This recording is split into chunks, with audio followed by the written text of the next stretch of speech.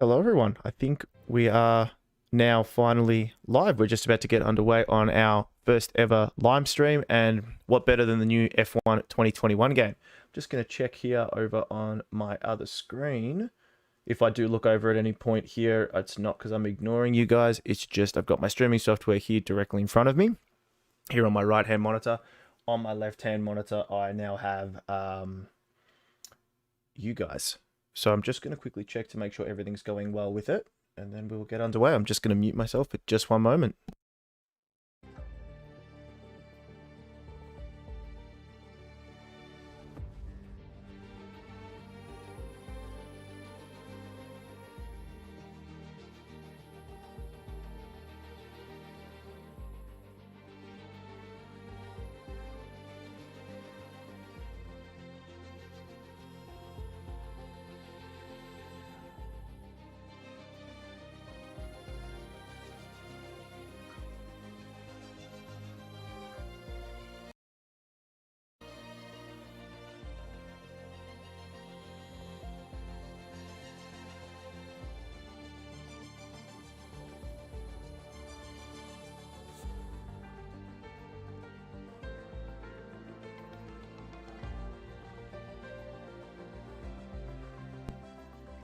I think we are all ready to go. So, guys, this is a new F1 2021 game. If you do enjoy the video, please consider giving it a like, subscribing to the channel, checking out the Twitter down in the description down below. It's been a bit of a crazy weekend here, so started streaming a little bit later than I would have initially wanted to.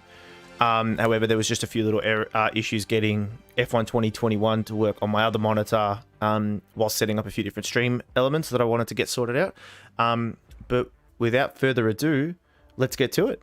So you might notice there, what I am going to do actually is when we get into our first race, we'll see how badly my webcam in the top right hand of your screen is interfering with the lap information. But if it is, I might try moving it down to the bottom right of your screen, but we'll just have to see how we go.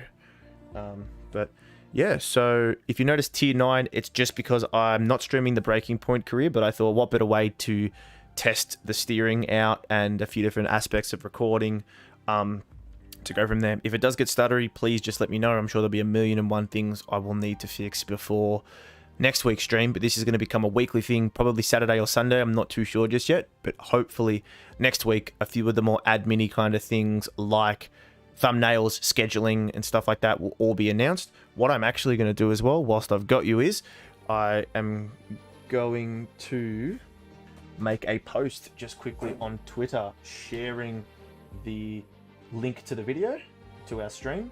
So if anyone is interested in catching the stream, they can.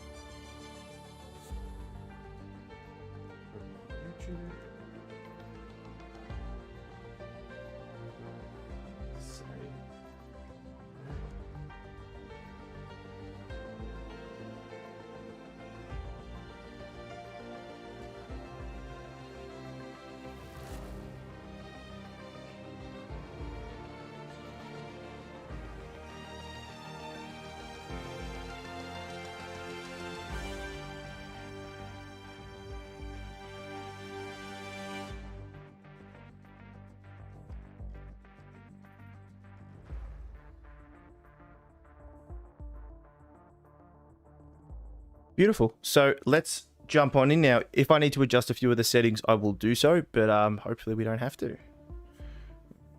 Just jump over there.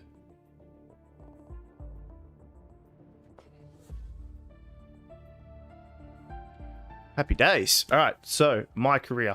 We're going to be running my team on this one here. So we're going to be starting pretty much from the back of the grid. I might find that the settings might need to be tweaked or something like that, but I'm not too sure at this stage, but we'll just have to roll with it and see what the go is. Full season, we're going to be doing custom settings, assists, and This is just how we're going to be starting, but if for whatever reason we need to tweak it later down the track, we will do so.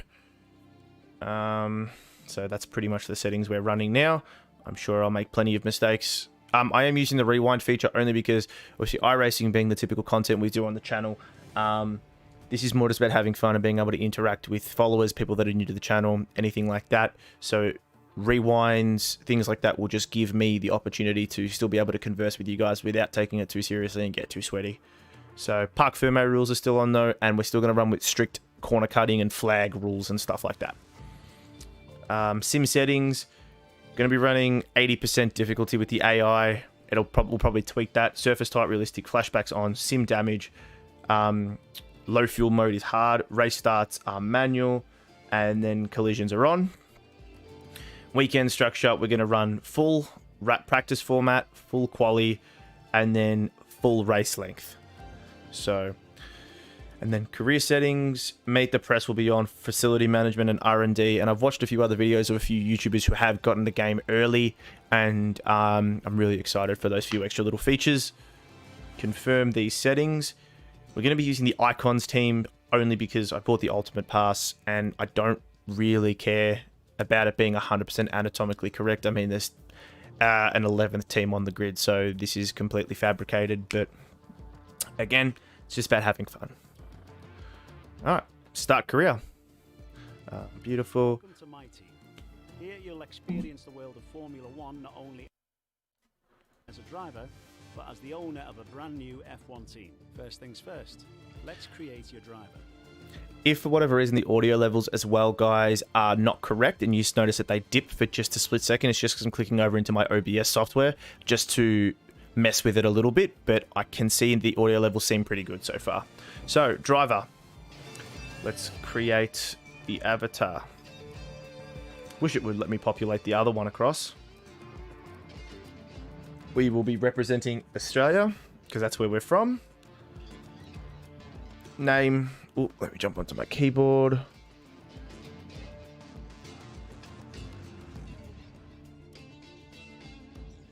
Oh, I need to redo that.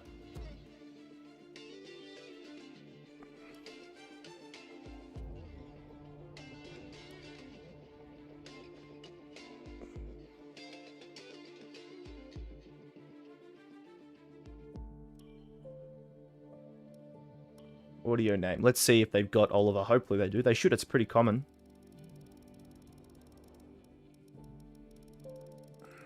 Oh, we'll have to come up with a pretty... Doesn't look like it. Alright. I don't think this is going to let me change it.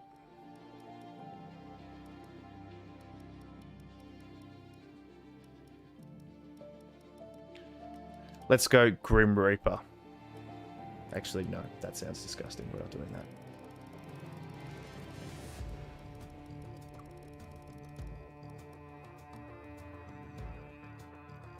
Let's go Real Deal. And unfortunately, my car number 14 isn't available for the life of me. I don't know which F1 driver is running car number 14, but very inconsiderate of them. So, guess we'll just run car number 8. Advance. Now, let's focus on your driver's look. Wonder if this is going to let me pick one of the helmets I have unlocked progressively. Ooh, there are a few cool ones. I am running the VIP pass as well, so it just means we will progressively be able to update what our driver looks like. Oh, there we go. This is the one I'm running in just on my regular avatar, so let's go with that one there. Suit, we'll do the matching one that goes with it. Gloves, we'll go the matching pairs again. Character pose, that one. I like that one. And then...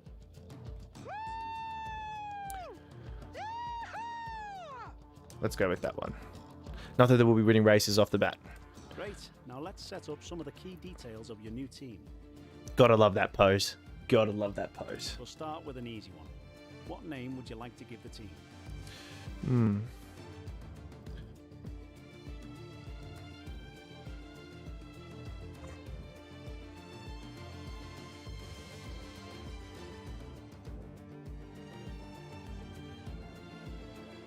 Motorsport. Let's go with that. Now, some kind of income stream is critical, so we need to sign a primary sponsor. Our primary sponsor will pay a sign-in bonus to the team up front.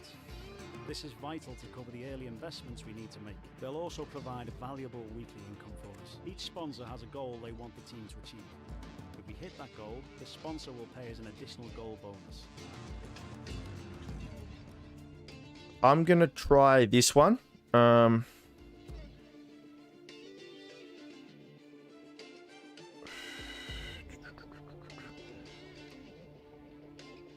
Actually, I'm going to try this one because 15 points, I'm just thinking, like, even if we finish outside... Even if we finish outside the top 10...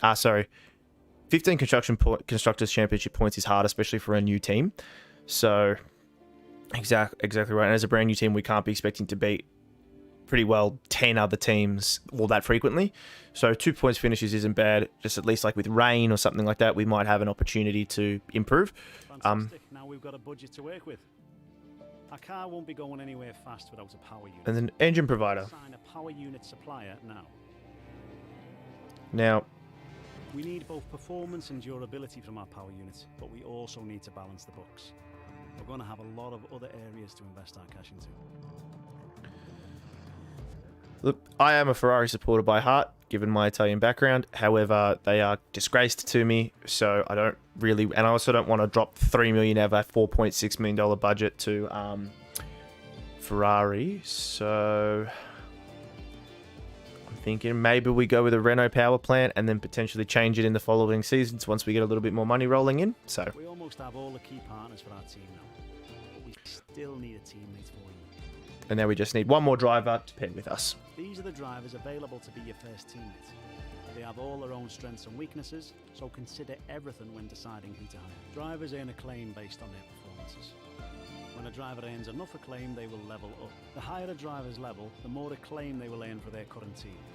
And remember, the faster the team levels up, the faster our income will increase. The higher a driver's experience, the more resource points are earned to spend on vehicle upgrades. Racecraft is the driver's skill to effectively complete overtakes when opportunities arise. Awareness shows the driver's ability to avoid errors and incidents. Pace describes the driver's ability to set competitive lap times. Focus represents the driver's current form and state of mind. Rating is a summary of the driver's overall skill level. So I'm going to do my best not to cut anyone talking off. So if I do go quiet, it's just so they can talk and you guys can get as much information as you guys want. I'm most likely going to go Marcus, just being a New Zealand driver. Me representing Australia, it'd be really good to have an all Aussie team. So I think that's going to be it. And I think there's very little point. Looks like we can afford this power unit supplier and teammate. Go ahead and confirm if you're happy. Let's create the livery we will be running this season. I'm going to just change. Add more sponsors to the card as we sign them throughout the year. And don't worry, we can edit our look at any time from HQ. Just wanted to change that.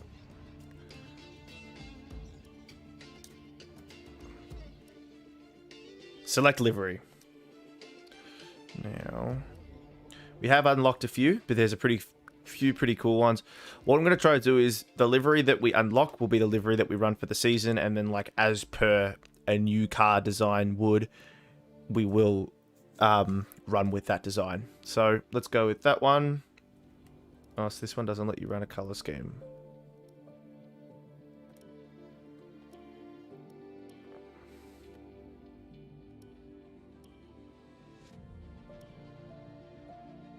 All right, let's see if I can match.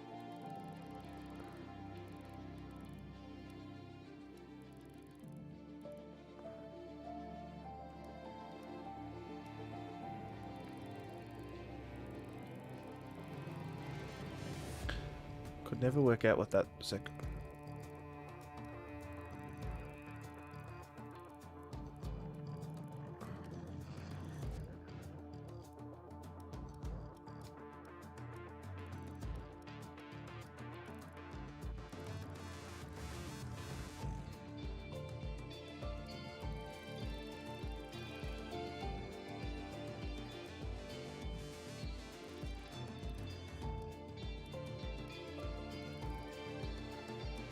There we go. Looks disgusting, but that's what we're going to run with for the first season. Actually, bugger it. Let's try that one.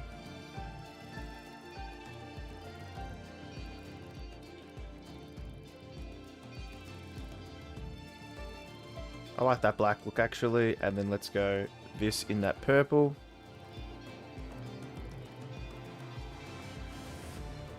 And then pink for the end. Let's go matchy match. 180, 240, 77.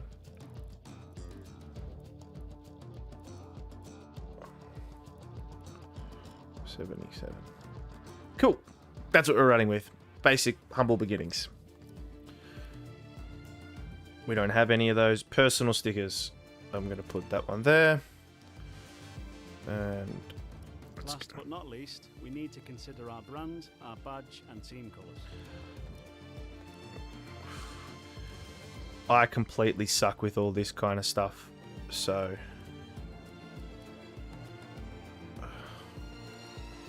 oh.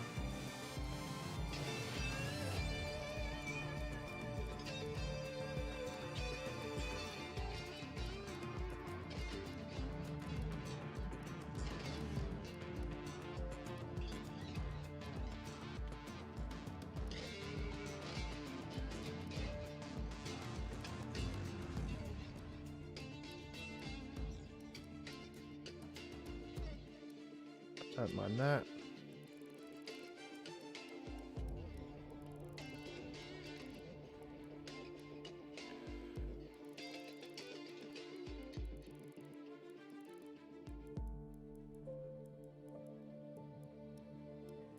I think that was the right color. I think that was the right combo. And then color 2. How about we go?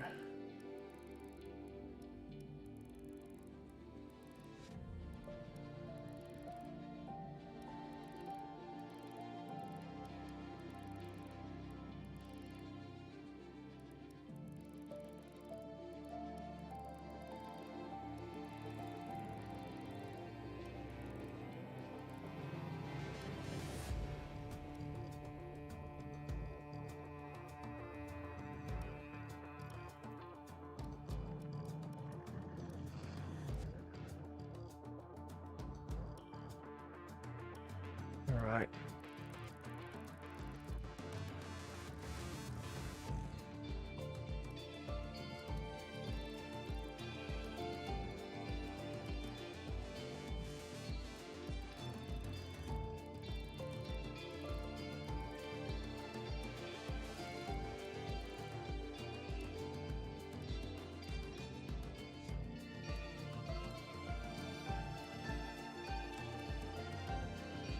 Let's go no background. Team colors are going to be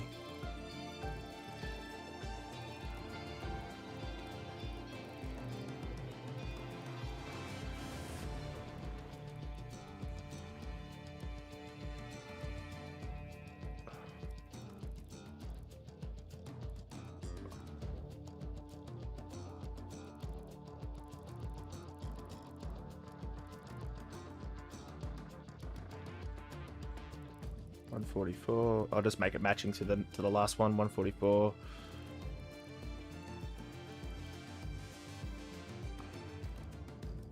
And then 80. Great, that's everything we need. You can go back and edit anything we've done so far, and we'll come back here at the start of each season. But if you're ready to go, hit advance to head to Team HQ, and we can start our push to the top of Formula One.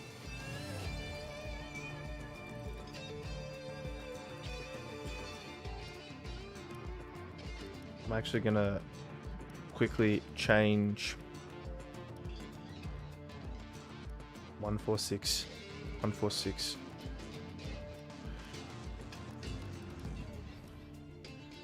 One, 4, 6.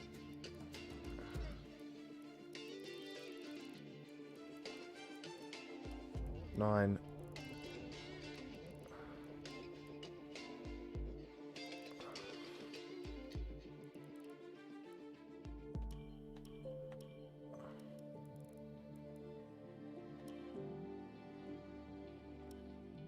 There we go. Beautiful. There we go. That's our team. Grab a quick drink.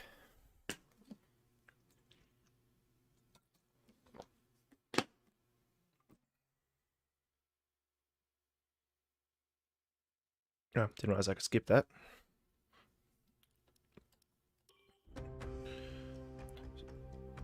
So the kind of format we're going to be running as this just does its cinematic walk-in is we're going to do one race weekend per stream. So it'll probably go 2 to 4 hours, depending. If it's a quicker race, we get through, blah, blah, blah. But, yeah. Hello, folks, and welcome to this, a very special edition of Paddock Pass.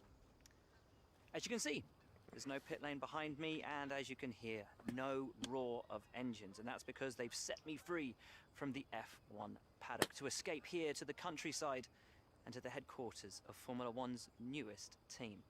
Now, it's not every day we get to pull back the curtain and look behind the scenes at an F1 team. Rarer still that we get to talk not only to the team owner, but also the team's lead driver. But what makes this place extra special is that the owner and lead driver are one and the same person. Now, it's been an interesting 12 months, and we all know a number of the regulation changes which were due to come into effect this year have been delayed until next. Some, though, are still seeing the light of day, amongst them the all-important budget cap, which gives some of the smaller teams a little further down the order, potentially, the opportunity to compete with the bigger teams. Gotta love Will. Good for them, but great for us as viewers. But what does our new team owner think about these new rules? Do they see them as a challenge, a hurdle that needs to be overcome? Perhaps they see them as an opportunity to disrupt the status quo, a chance to come out swinging and to carve their name into Formula One history. Well, I had the opportunity. One thing I am impressed with after doing Breaking Point, well, I've still got a little bit to go left, how good the cinematic scenes are. They are very impressive. So there's a lot to love. Well, first of all, thanks so much for inviting us here today. It's been wonderful to see behind the scenes. As you might expect, I've got about 1 million questions, so let's jump straight in. It's been a long time since we last saw a team owner take their own car onto the track, and the sport's changed enormously in the intervening years.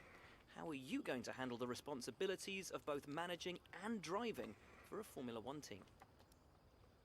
Let's talk about your teammate. Now, it's clear they're excited to have signed with you, but tell me, what is it that you think they bring to the team?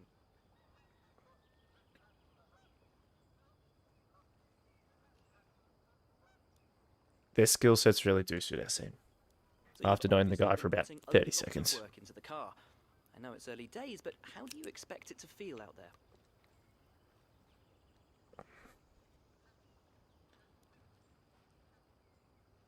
I think that's one of the more important ones Most to of the other focus on. teams can boast years of experience in Formula One. Where do you see the opportunities to make those vital performance gains you need to put you within reach of the other cars? The error has brought a lot of complexity into the power unit. Let's go with that one. Ultimately, You will notice just there the little ping up. Each individual R&D department will actually notice different decisions we make in our media appearances. in those battles.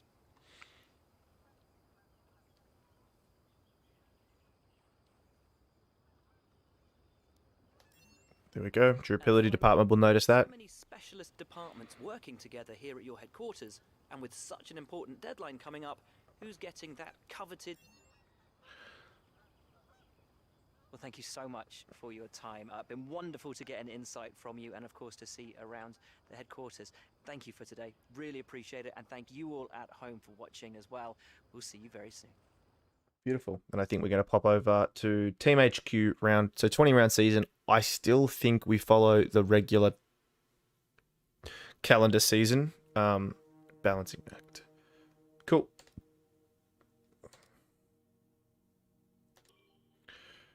All right, so This is where you can view our current facilities and the effects they're having on the business. You can also invest some of our cash into upgrades for these facilities.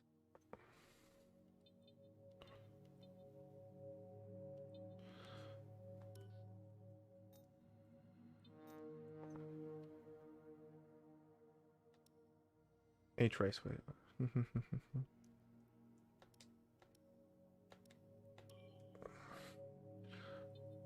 So these are our R&D sections. So at the moment, our team is not very strong in its chassis. Its strongest is durability and powertrain, and aerodynamics is its second strongest point. R&D progress. Oh, I don't know what button that's mapped to. Oh, that's not what I want.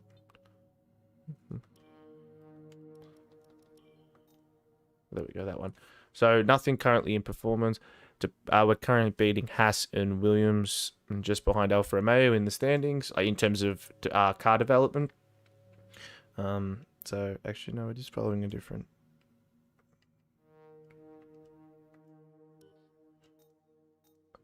Cool.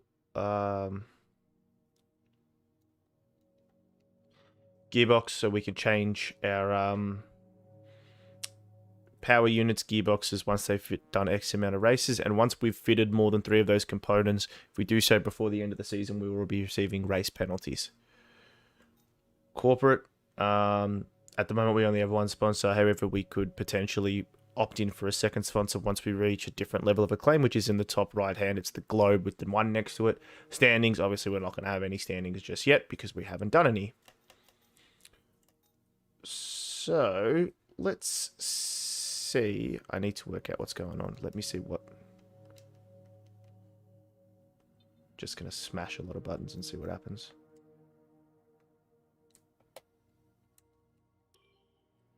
Nope. Oh, that's. I don't care about that right now.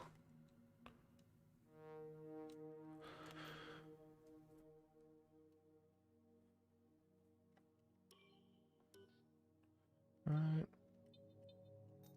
Overview. It's important to use the time between races to the fullest extent, and that's where these activities come in. Manage everyone's time as efficiently as possible to maximize the team's performance. All right. So we've got the car reveal coming up. And then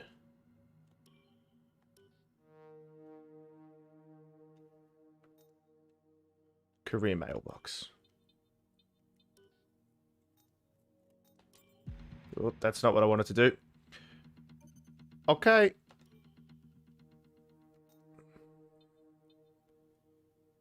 Okay, I guess I can't.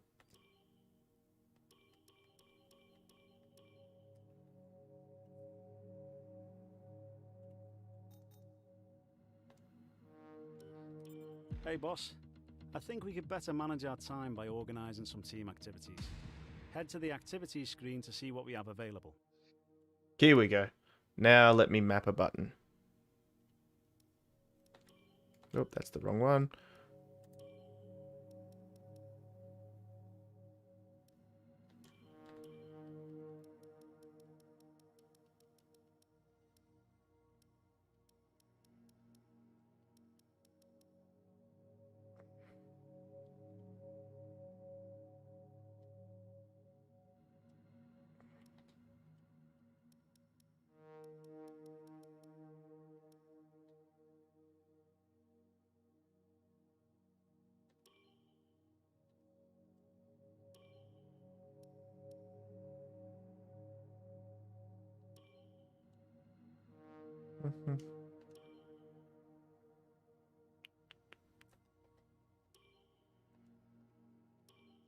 All right, well, I'm out of buttons. So maybe, actually, I can maybe do this. All right, now if you could stop clicking other buttons, that'd be great.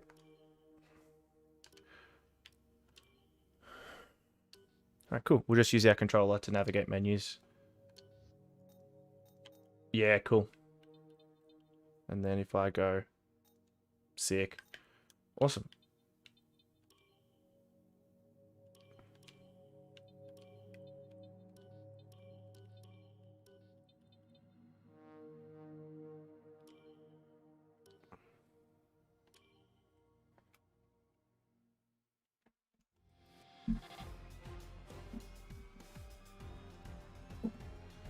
There she is.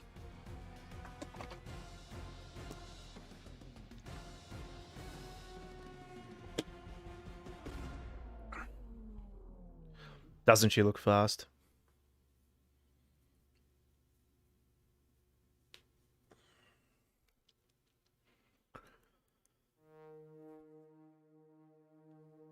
All right.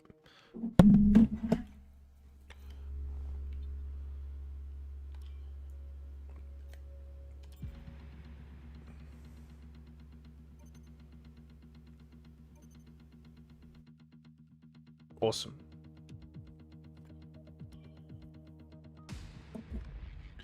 Bahrain, round 1. I think this is the secure layout of the track. So pretty well, straight into practice 1. So with practice, when if I can, I think it's 5 or 6 practice events, like R&D events. If I can just get through them, I'm not going to bother practicing the rest of the time, because I think both of them go for like an hour and a half each, and that would be very inconvenient for you guys to have to sit through that one there. All right. Good morning and welcome to the team. I'm Ethan. I head up the R&D here. I'd love to stay and chat, but we've got a race to win. You'll find everything you need at your desk. Give us a shout if you need anything else. Cool. Don't have a rivalry as of yet, but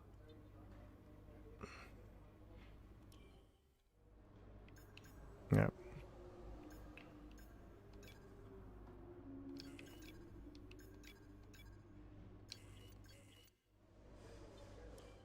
Let's focus on developing sections of the car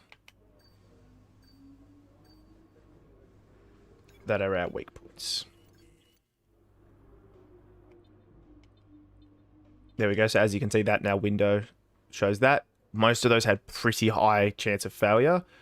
However, I'm pretty sure with every chance of failure, it increases the chances of things going better the next time. Cool. Here we go. So now we are literally about to get onto track.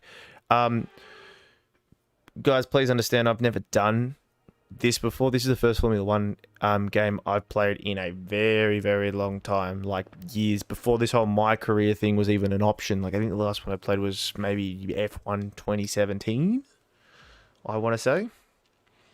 But anyway. Morning, boss. Jeff here. Thanks again for bringing me on board. You've found a lot of talented people for this team. I can't wait to see what we can accomplish. It's all good, Jeff. Our journey to the Constructors' Championship starts here today, and the car is ready to head out whenever you are. Cool. Let's go into session info, race strategy, track acclimatization, and ERS management. So let's go track acclimatization. Nope, let's use that. 1 of 1. Let's go flying lap.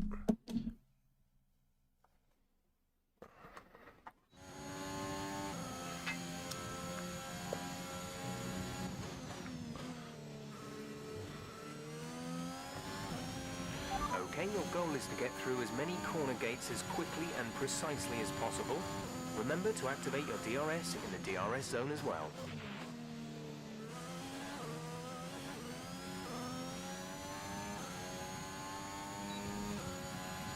Right.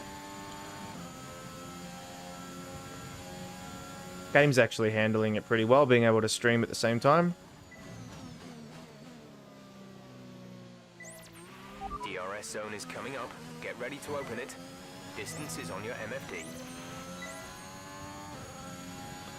And don't let this track fool you at all.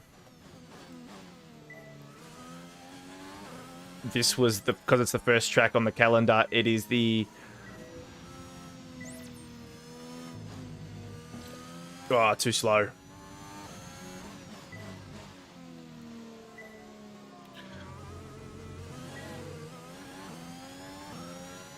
Because this track is the first track on the calendar, it was the first one that showed up on the track list. That's why I have somewhat of an idea, braking zones and everything like that. I don't know any of the other ones.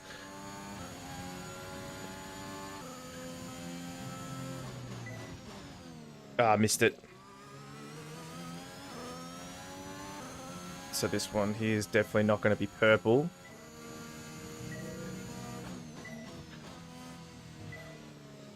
Oh, I missed that. Damn. So it wasn't too bad, but there's definitely somewhere to improve in terms of timing and car placement.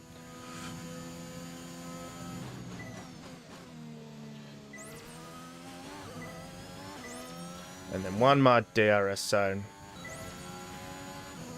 That's definitely not going to be it. That's looking good. Now let's try for purple. You'll get a bonus for consistency if you can chain good corners together.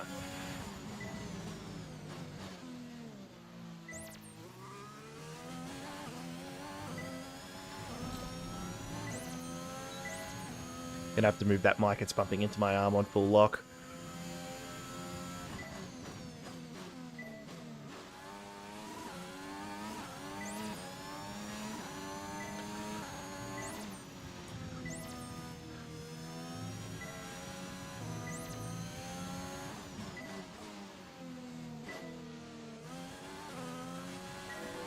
Oh, big slide.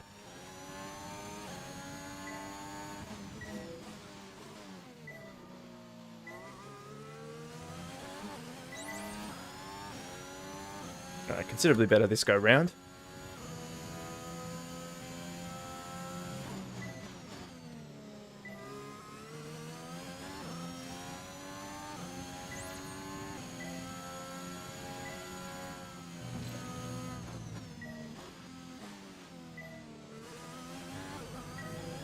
Damn.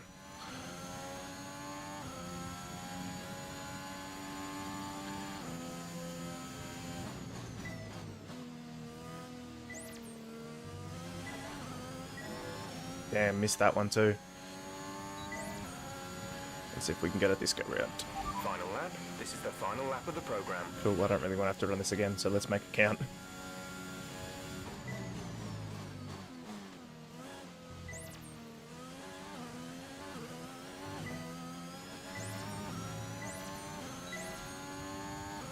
Good run out of that first corner. A little bit scraggly, but...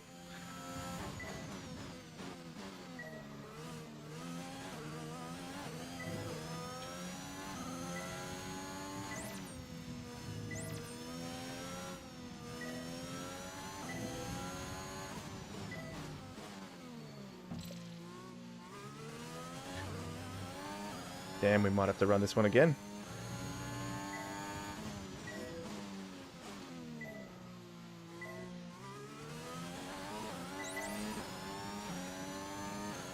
Middle sector was sloppy.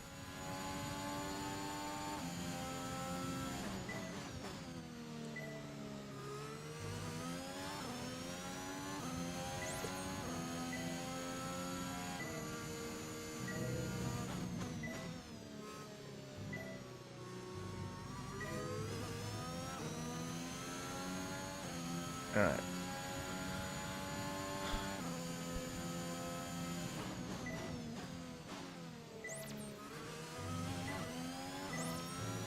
Let's see what it comes up to now. Okay, then that's the end of the program and plenty Damn. of useful data. Return to base. Guess we're trying it again. There is a really big incentive on getting purple in all of them. But certain ones like ERS and all that I really struggle with. Right, try to nail as many corner gates as you can. The faster you get through each corner, the higher the score. You'll need to deploy your DRS in the DRS zone as well.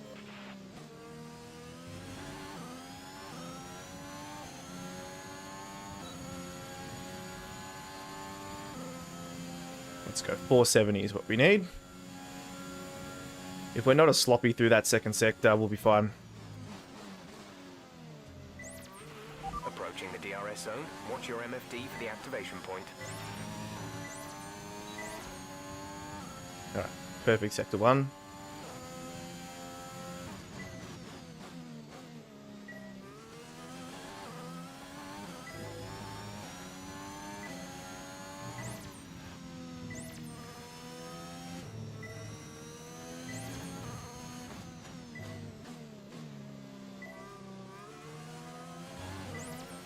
Good navigating that corner.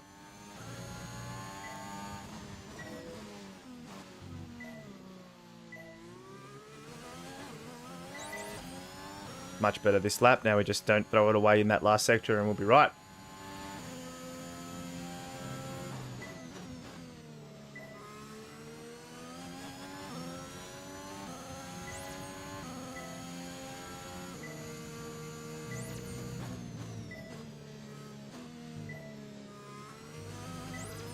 Good exit out of that corner. Yeah, we're doing much better this go round.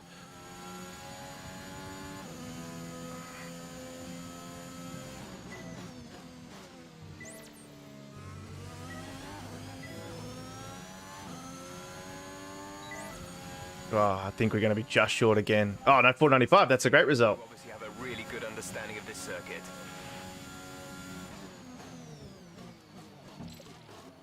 So let's go back to pits. And then we will get into our next practice sim.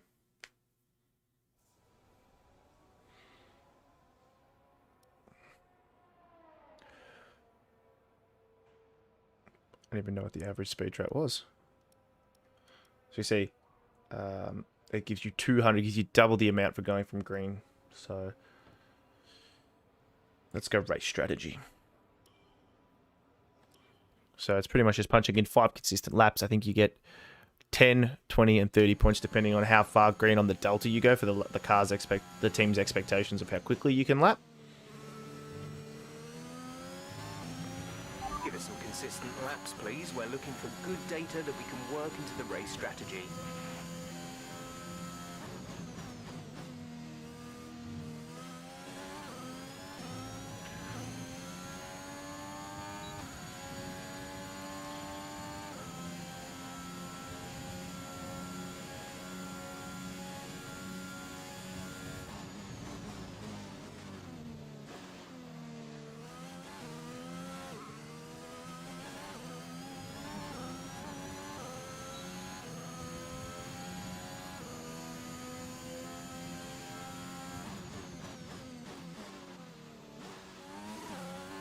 Slightly deep.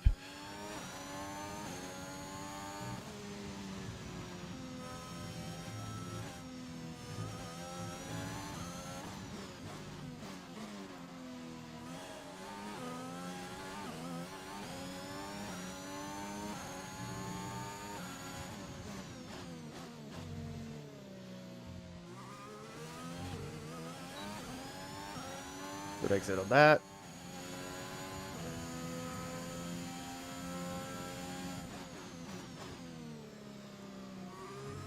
Way too deep.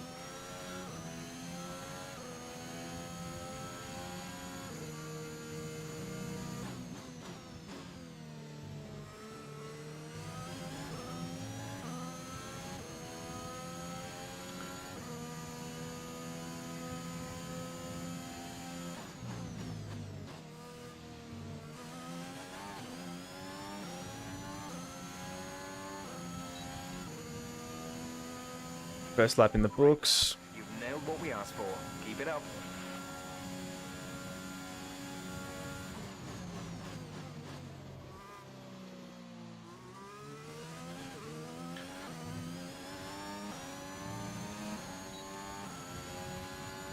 First little complex of corners there. Oh, again, deep.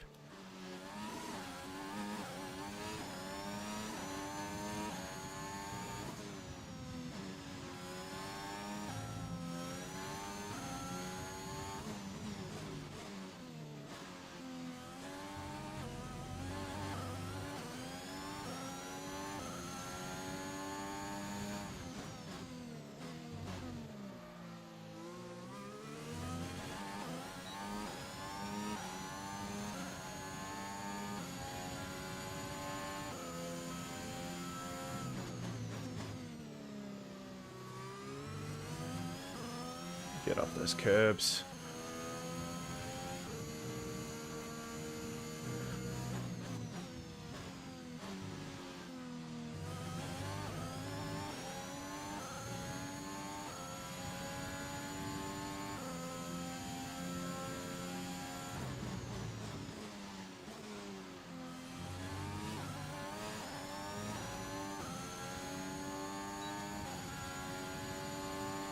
Another second Okay, quicker. super top so far, we're getting great data. Stay focused. We punch in one more really good lap, we'll be fine.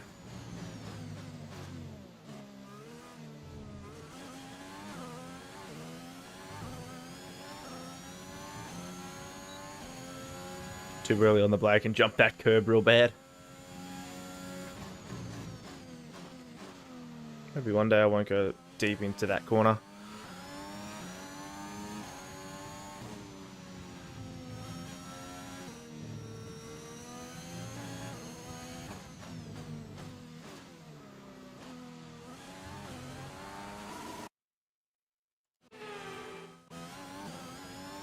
And there goes our first flashback of the season. There goes our second one. I don't really feel like we're starting this whole program.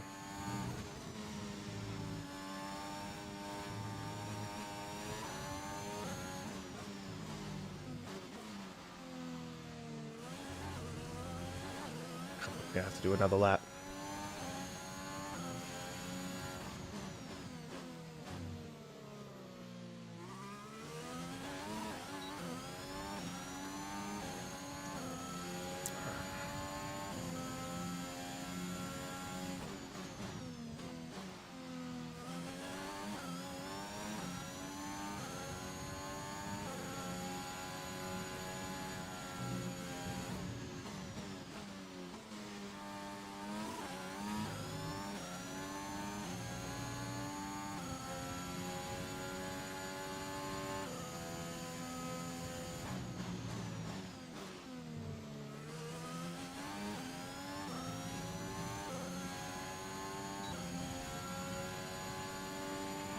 Great lap. You've nailed what we asked for. Keep it up.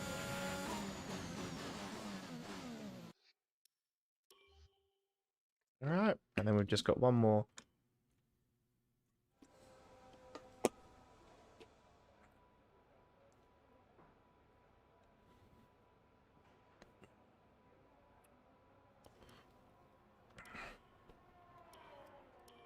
Then we've just got flying lap.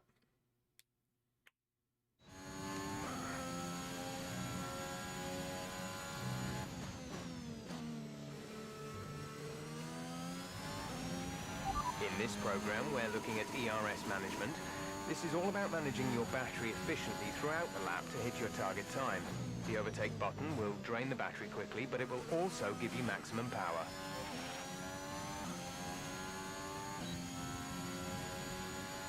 Let's see what it is. I wonder if we can do it without using our ERS at all. I'll just have it switched off for now.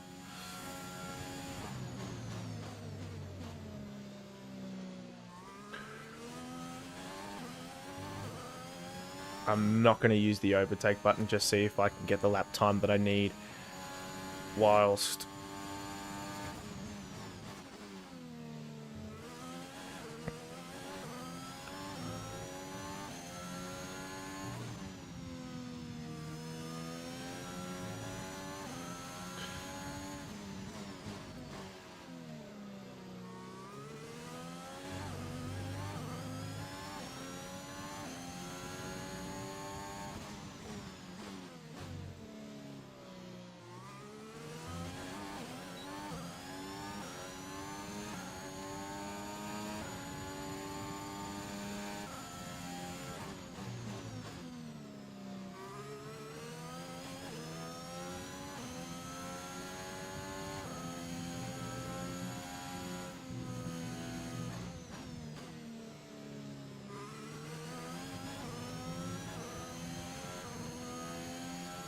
a little bit of it.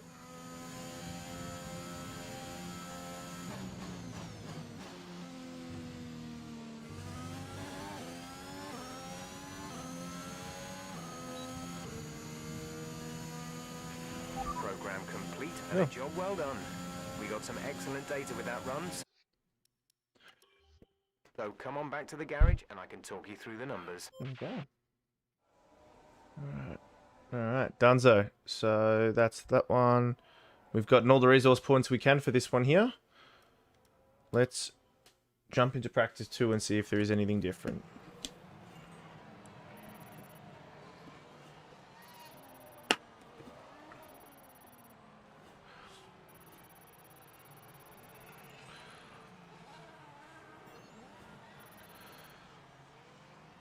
Happy days. It's time to remind ourselves of our Where'd we top finish? three. Probably at the bottom. Who are Bottas, Ricardo, Oh, and not Max too bad. Verstappen. And if today's practice is anything to go by, we're in for an exceptional weekend of Formula One. Cool. So, session 1 in the books.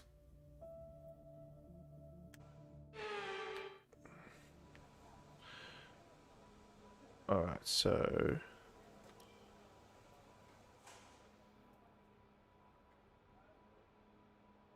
Oh, I've already made all the resource points I can up. The session has drawn to a close, so let's review our top three. Bottas, Hamilton, and Max Verstappen. What an incredible practice session. The fun doesn't stop here, though.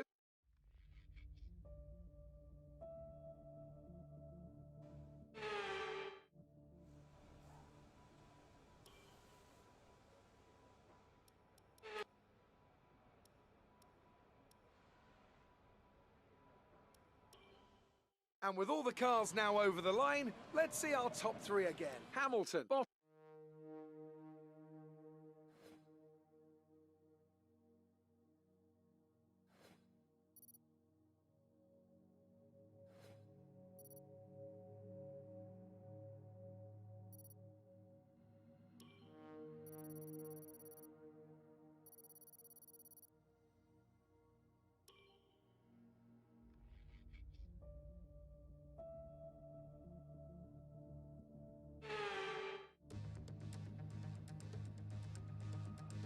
I apologize about that one, guys. That was my mother. So here we are, into qualifying.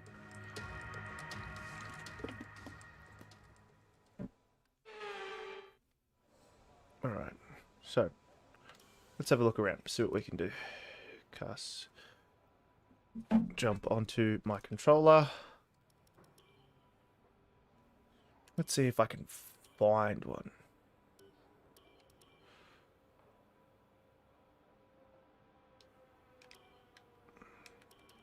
Nope, nothing. Let's go there. We'll just run default for now.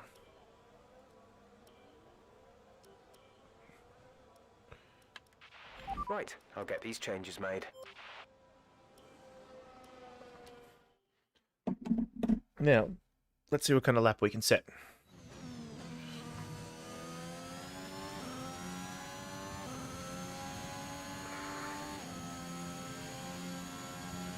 We might have to bump the difficulty up if we already are beating the Williams and the Haas Formula 1 team. Oh wow, we only just got control there.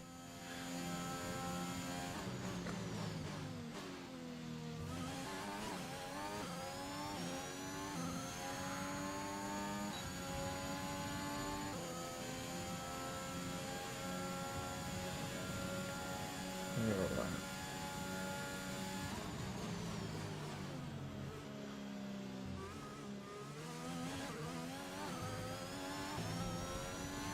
Oh, that was sloppy.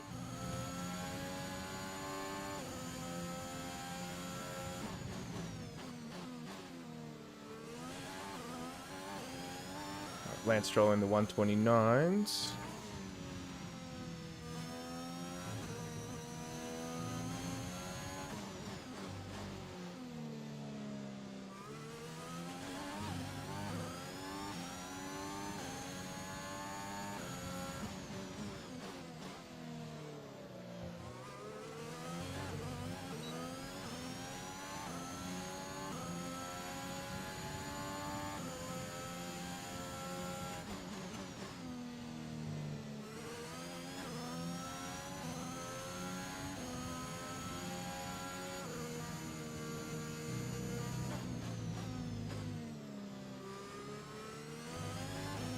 Right.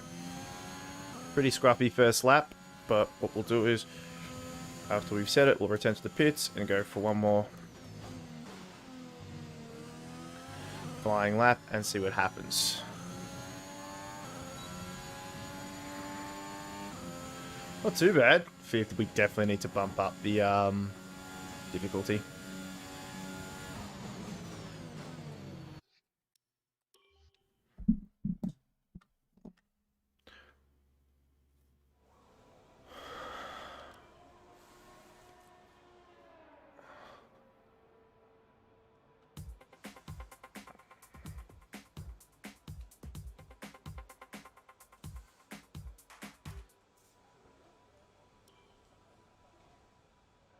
Oh, we're actually in 14th.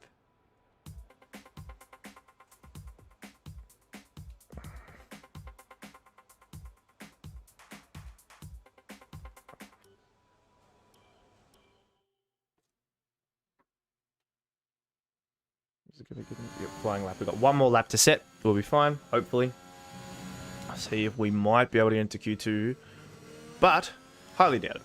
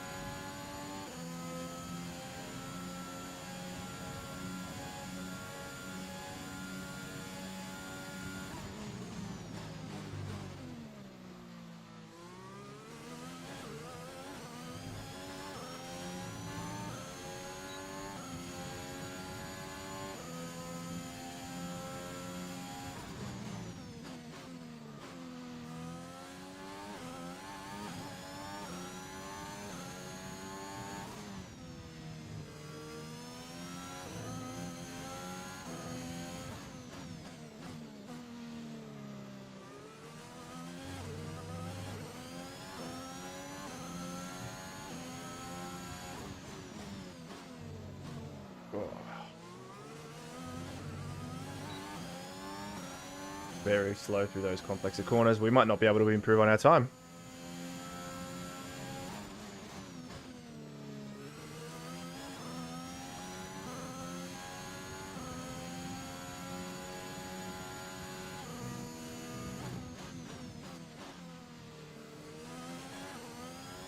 Yep, I don't think we're going to be able to improve today.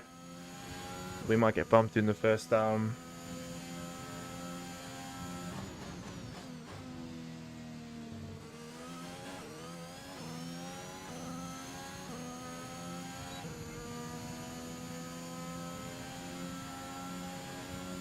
gonna have one more bite of the cherry.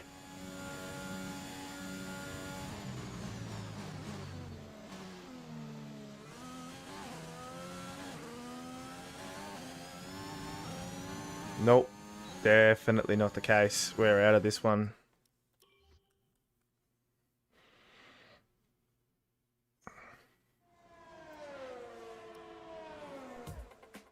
There we go. End of the session.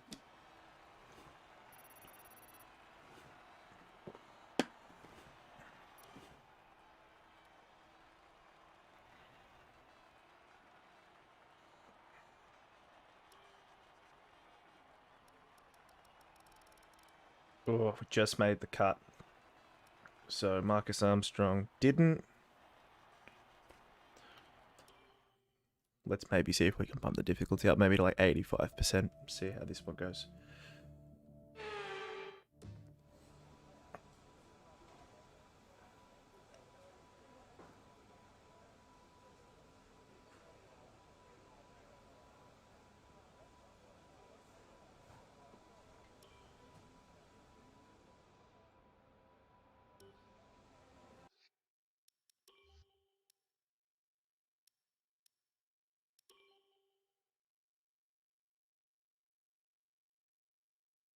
Probably won't be able to... racing style is locked during sessions, so I won't be able to fix this until we are back. We are out of this session. And like back at the menu before we start the race, we'll be able to bump them up to 85%. We should make them a little bit harder.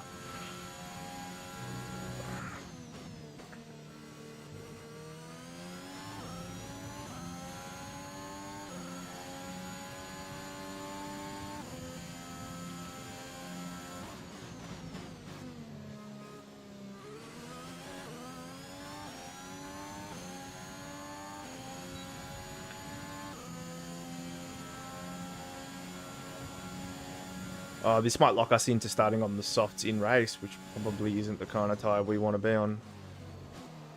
And way deep into there.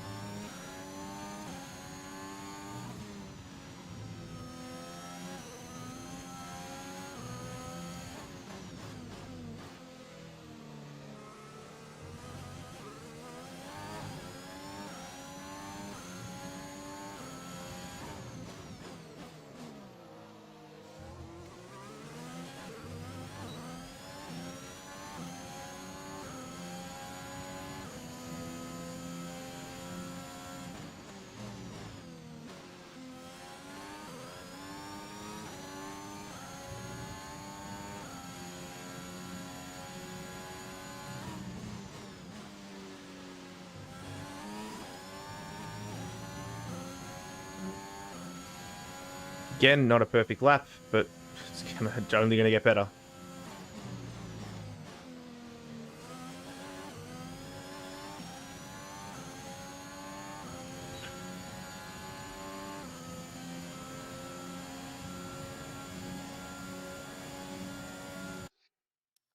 Turn to the garage. Let's just see what happens.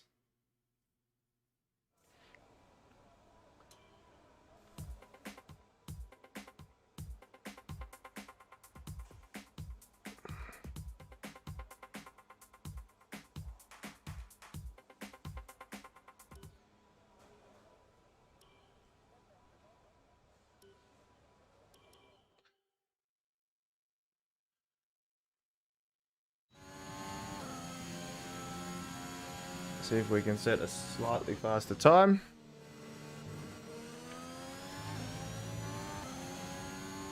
Currently 10th fastest on track. Yeah, we definitely shouldn't be that much quicker than everyone else, so maybe 85-90%. We'll see how we go.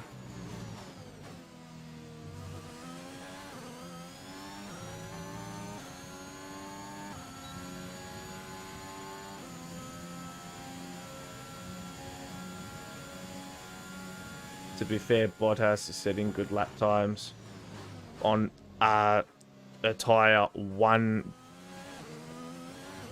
grade higher than ours, harder than ours, so the cars ahead are definitely.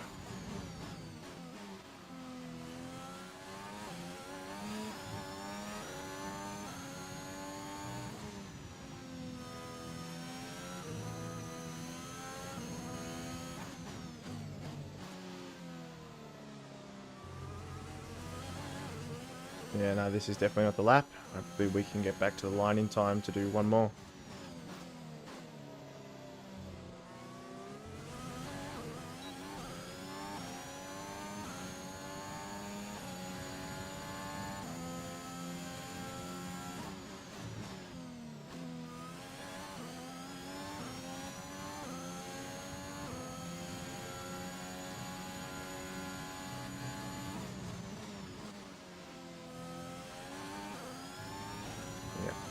Yeah, definitely slower lap this go round. I might actually struggle to get out of this naturally.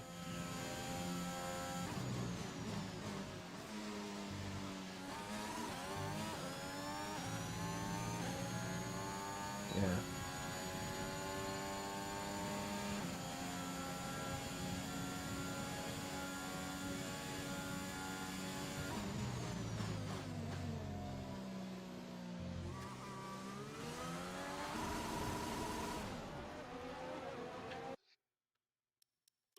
That's it.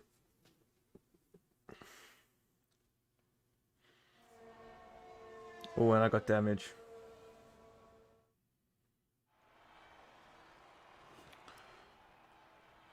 Eliminated. P12.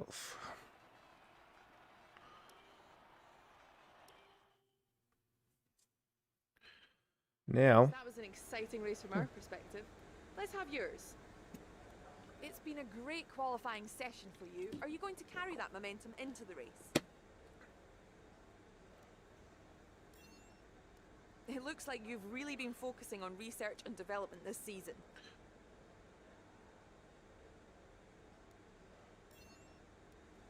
Appreciate your time. beautiful. Now we're on to qualifying 3. We're out.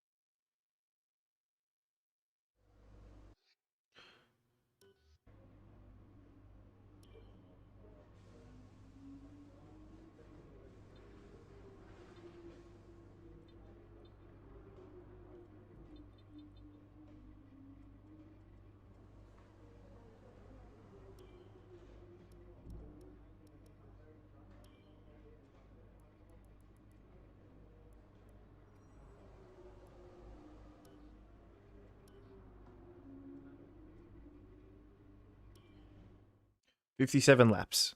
So, pretty well. How long have we been streaming for? It won't tell me. Months of rumour and speculation all come to an end today as we return Don't tell to me how long I'm racing streaming for the for. opening event of what promises to be an enthralling season. Welcome along then to round one of this year's Formula One World Championship.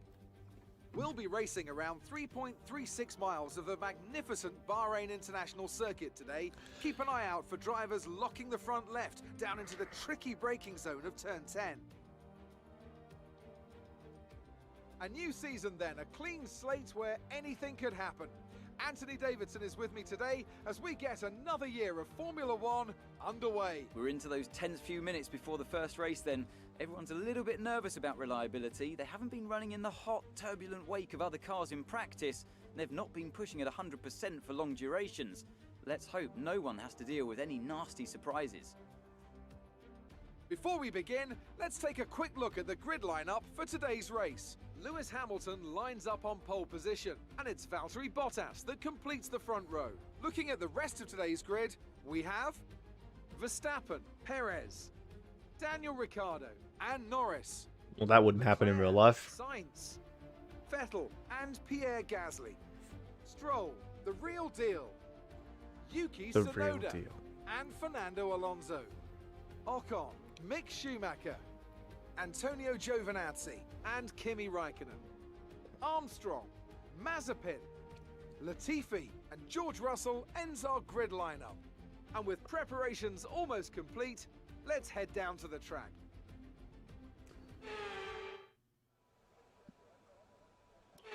Oh, no, I didn't even select my race strategy. Oh, damn.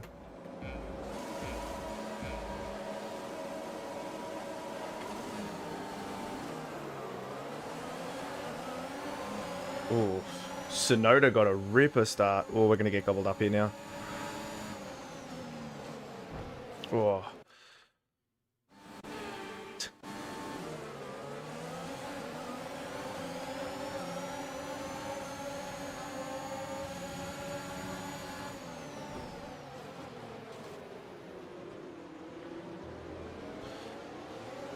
I thought I did a good job at avoiding the contact with Alonso. I'm going to try and minimize the amount of restarts we use.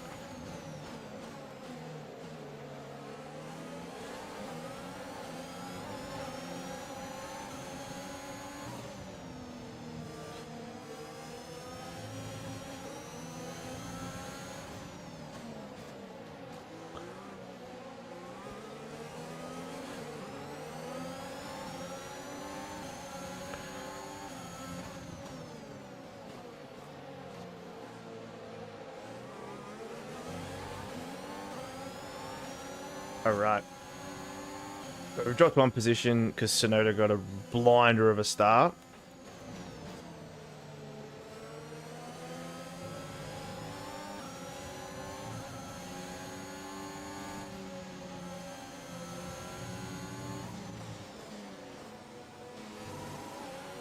Shouldn't have been in second there, buzzing it off in the middle like that, but...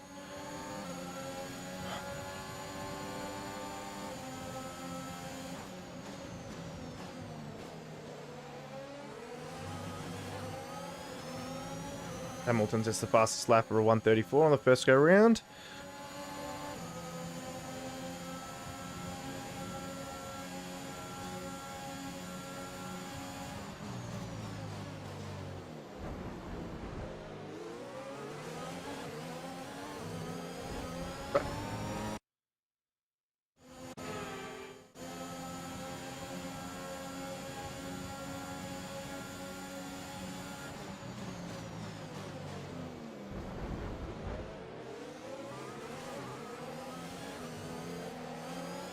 Ah, 3 for the price of 1. There's been an incident on track, but officials aren't looking to push for a safety car right now. Just be careful. Only took me one restart to make that move happen the way I wanted it to.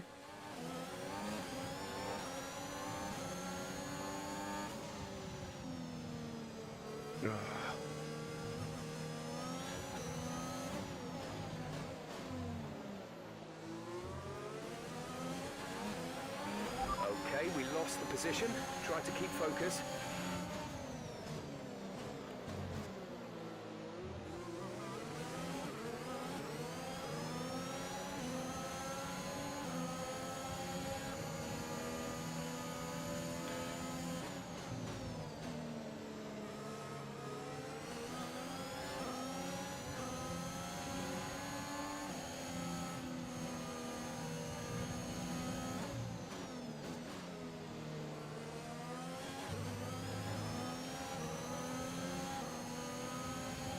Oh, we're gonna get gotten here by Gasly.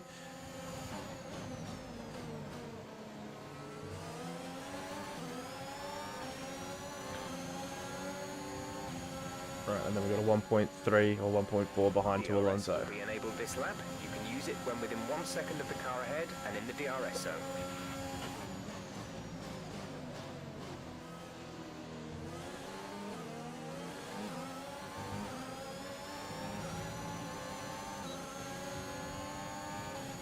A little bit late on the DRS.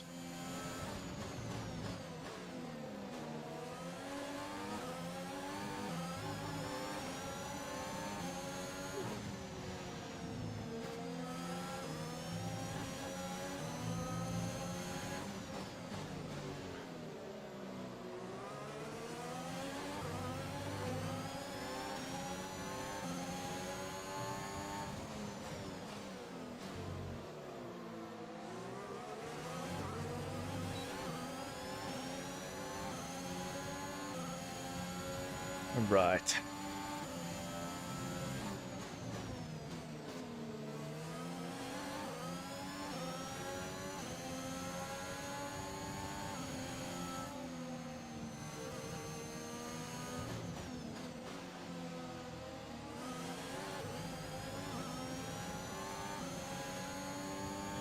I wonder if the reason why they don't penalize you for being out wide there is because you don't gain a lasting advantage.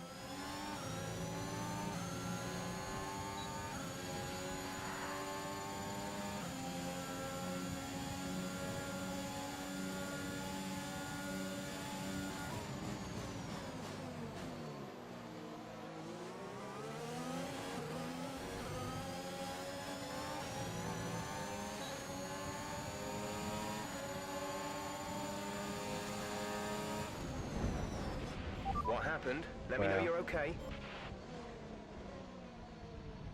Well, that's a rewind.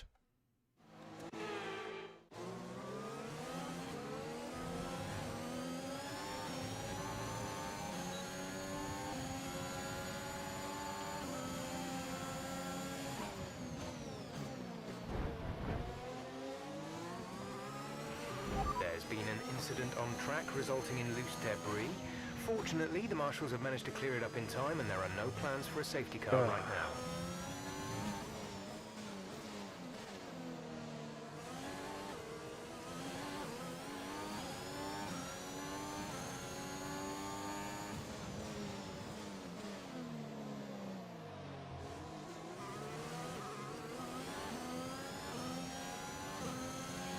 The side pods have taken damage. Keep an eye on your engine temperature. Cooling may be adversely affected.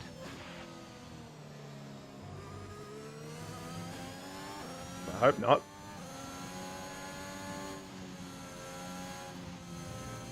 The gap to the car ahead is 3.7 seconds.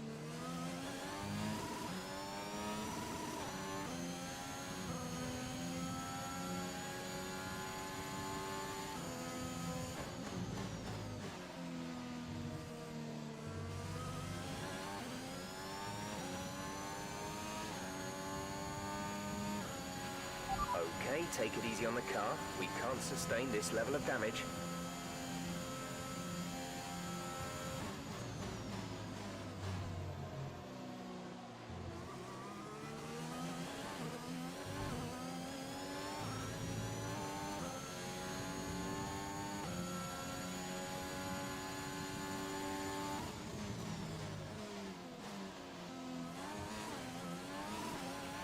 You're in the top 10 now. Keep it up.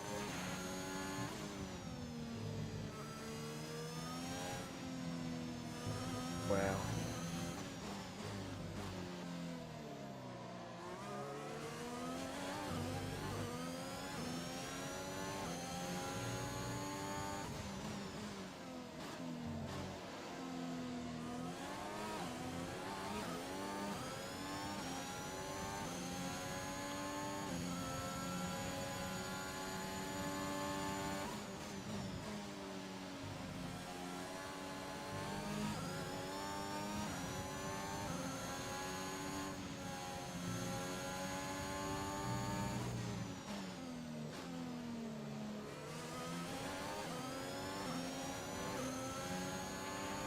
taken damage to the side pods, Yeah. expect to feel a little drag. You've told me this before.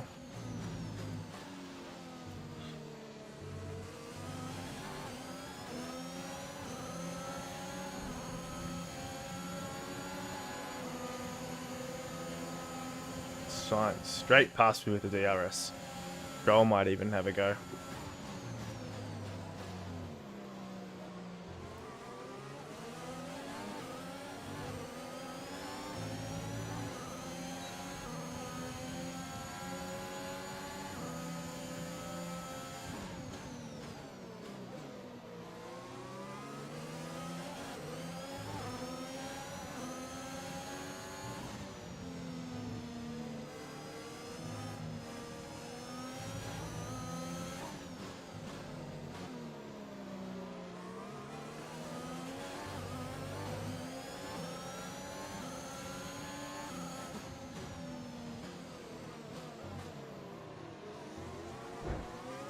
Okay, you have front wing damage. This will be a major performance impact unless...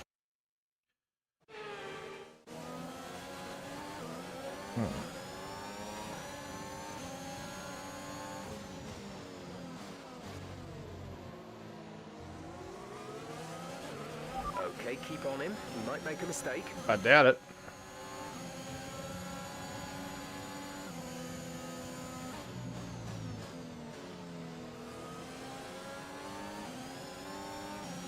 And I wasn't behind him in the detection zone, so no DRS.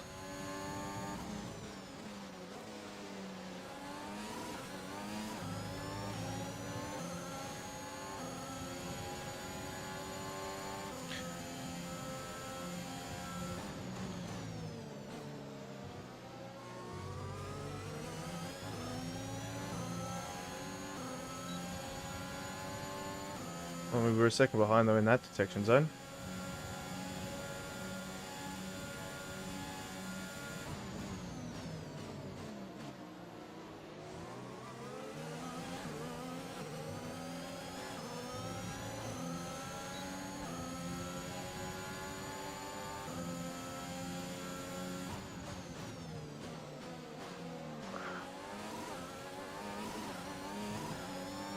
Too deep.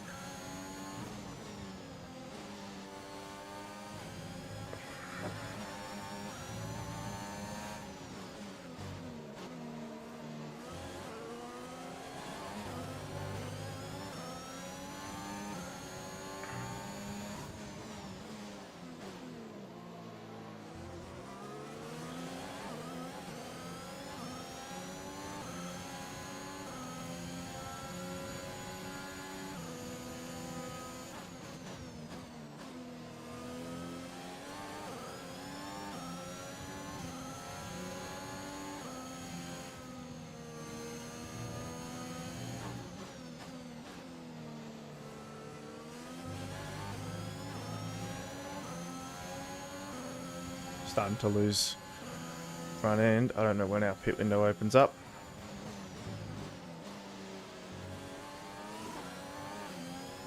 Lap 16, so we're about halfway there. Gap to teammate behind is 2.6 seconds.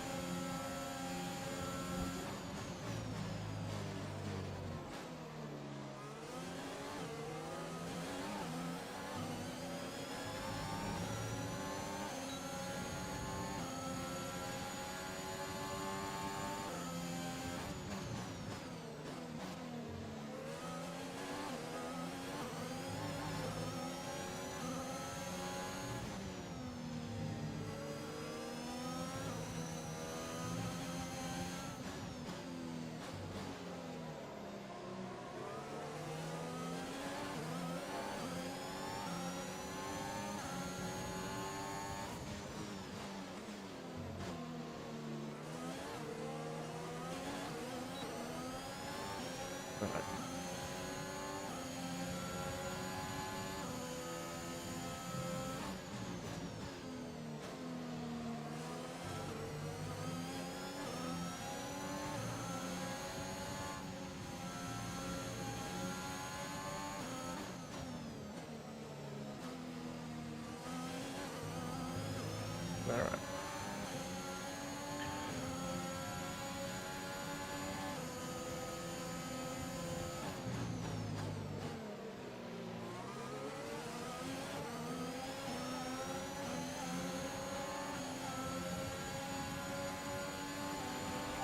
ahead is a second a lap faster than you.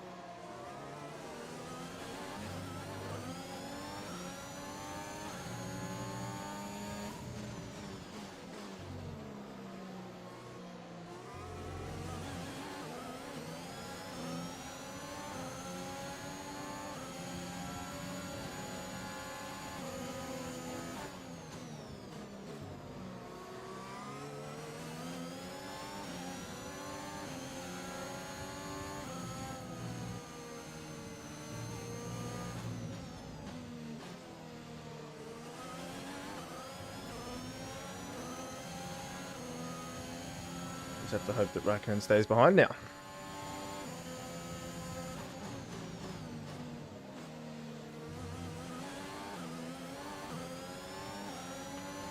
Which he probably won't. Our gap to the car in front is 3.3 seconds.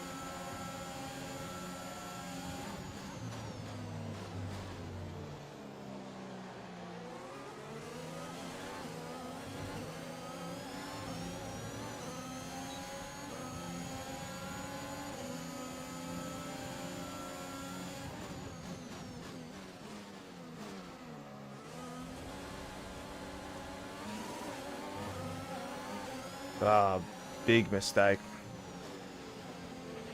A new strategy is available on the MFD.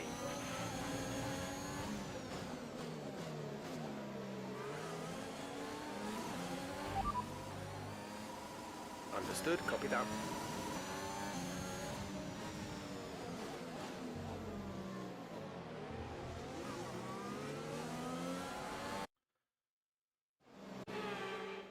Check your MFD for a new strategy option.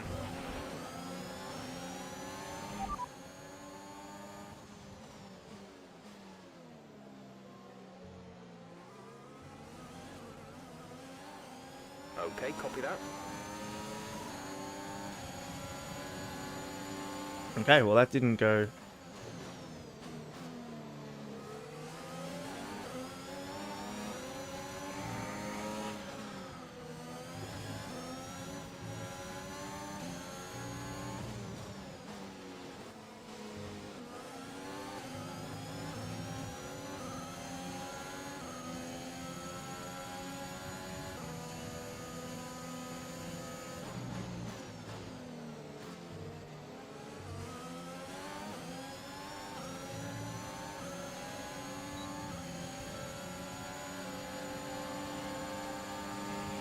The gap to the car behind is 1.6 seconds.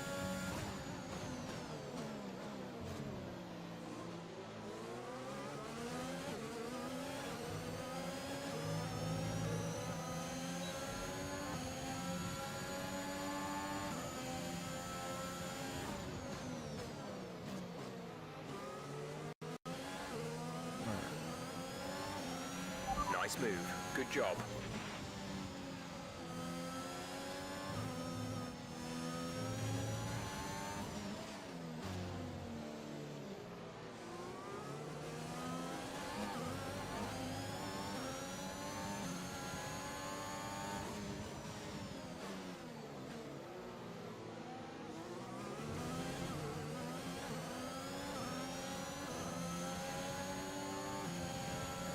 Well, this race is definitely not going our way. Be aware we expect the grip levels to start falling away soon. It's already there, mate.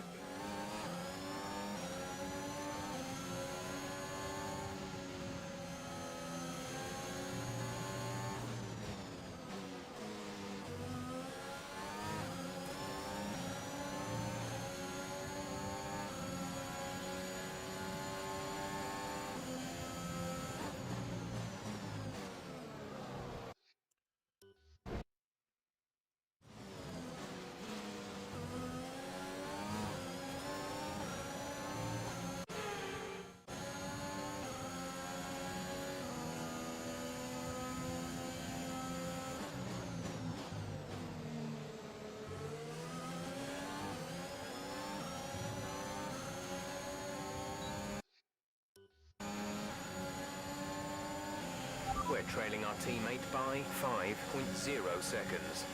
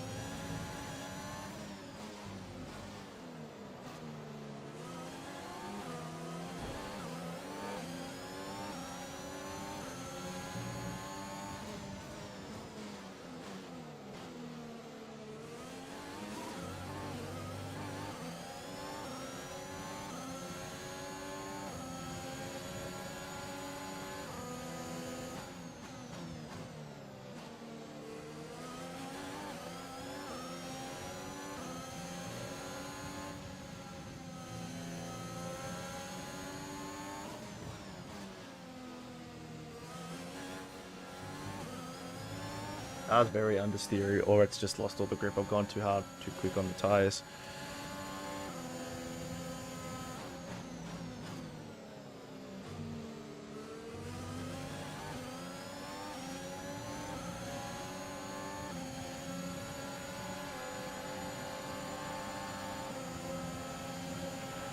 Okay, keep on him. He might make a mistake.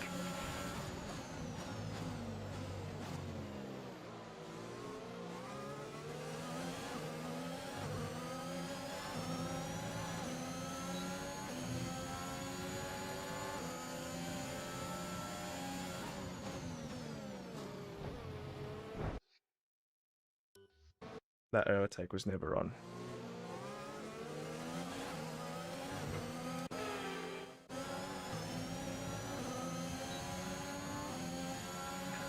All right.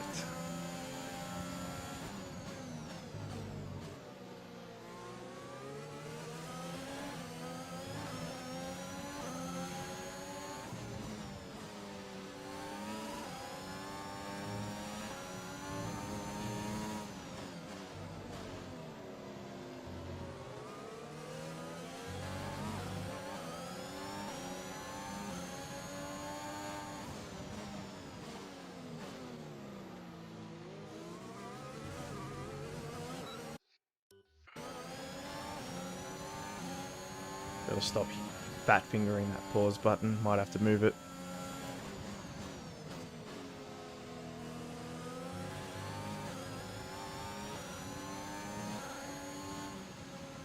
Yeah, I got no grip left in these tires.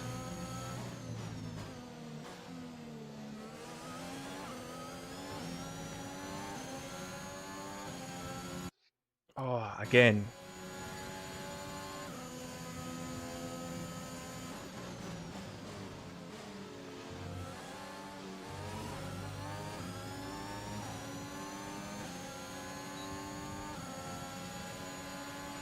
We're approaching the pit window. You'll be on the softs.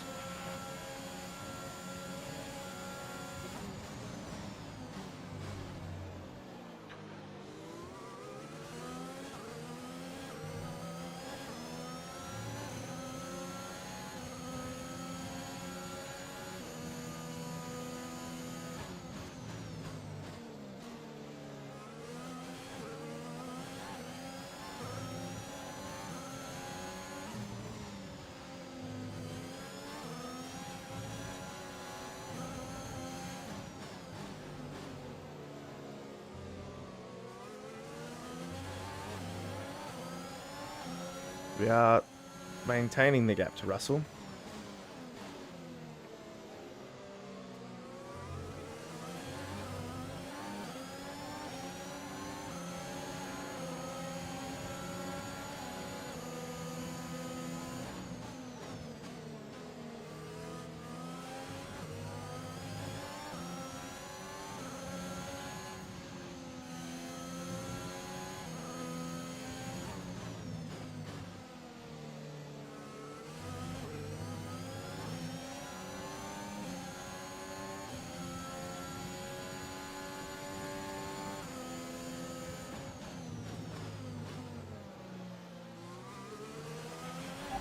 Marcus is coming in for his stop. Yep. Who else? And then we're boxing this lap. Okay, gap ahead is 7.7 seconds.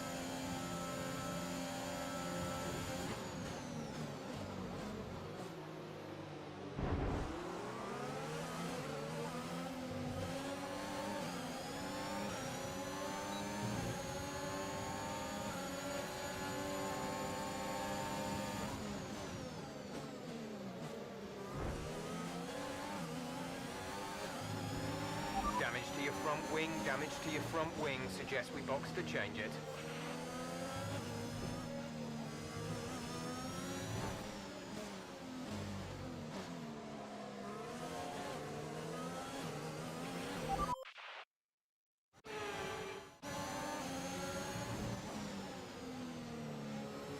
Oh, so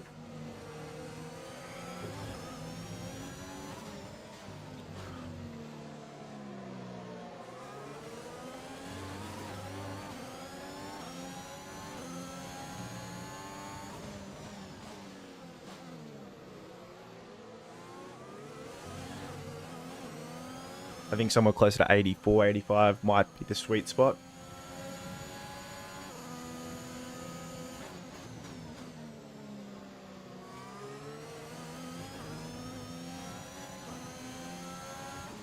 That's got no grip. I may have been out of shape, but I've got no cornering grip with my car at the moment.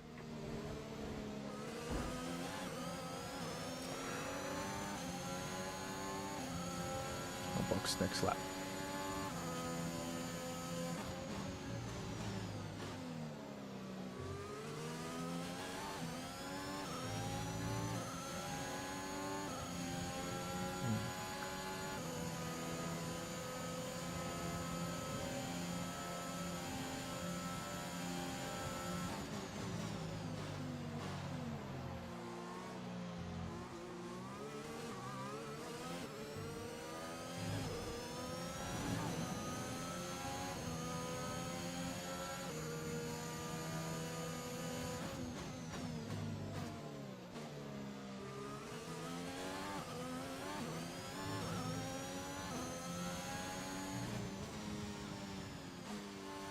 Wow, this one's really not going our way.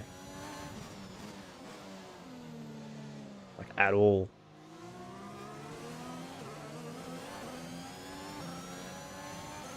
Really got to focus up now.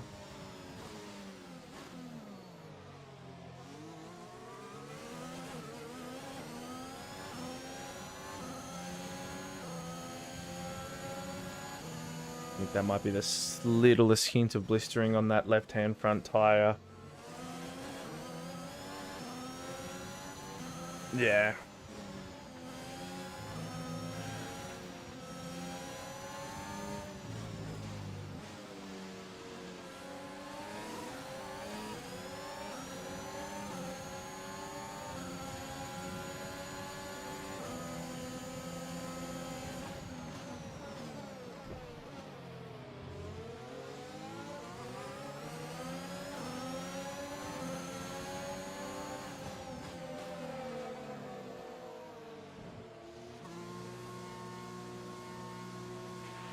Marcus is in the pits. Marcus in the pits. I wonder if they're going to give me a new wing too. Probably will. Yep, they are.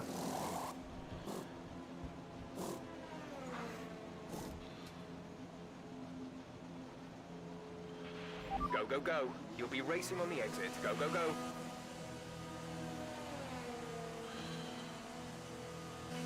We'll be doing one more stop today. One stop left in our strategy.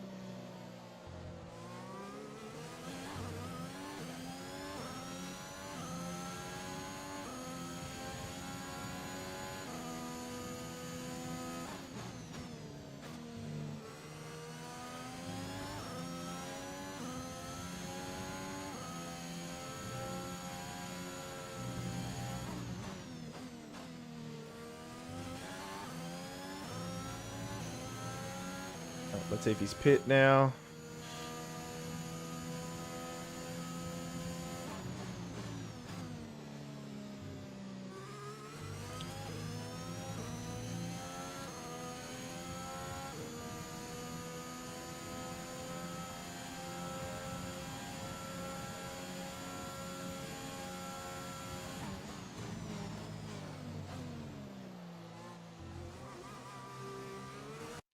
Damn.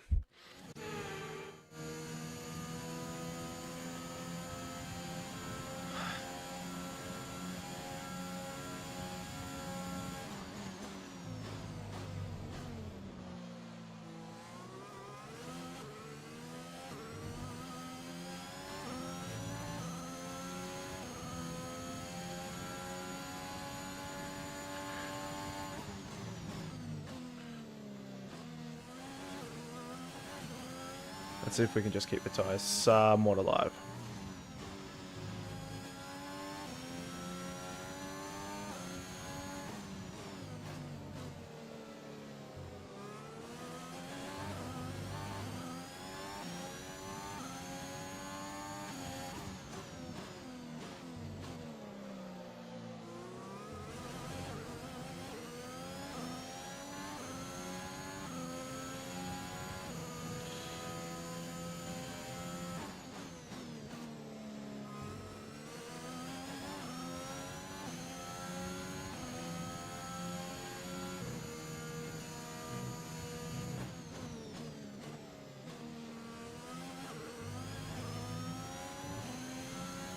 Just slowly catching the two ahead of us. I think when we...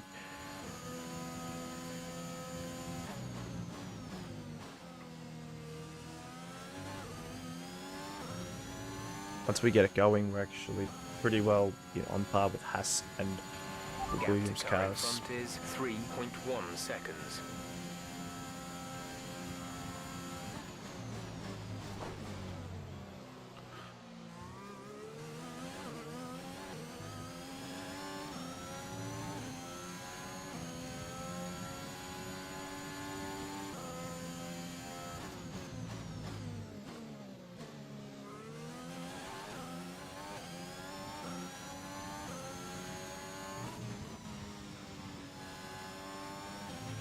We're leading our teammate by 18.9 seconds.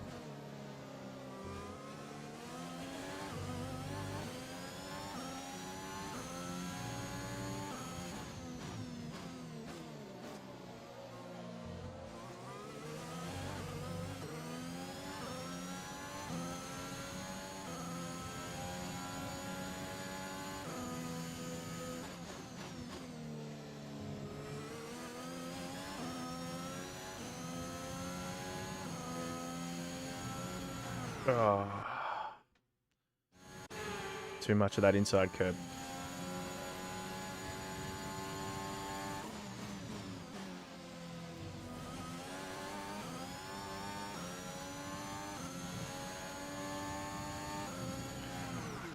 Again.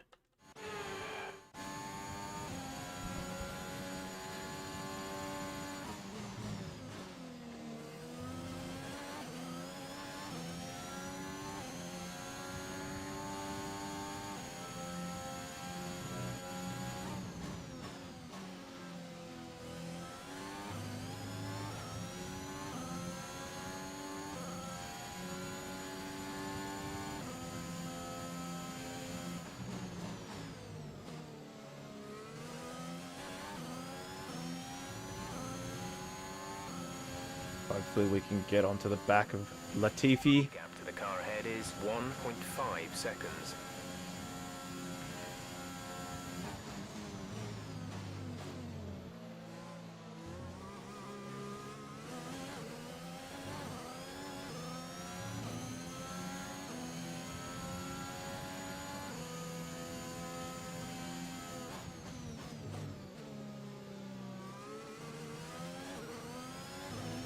Nice and smooth.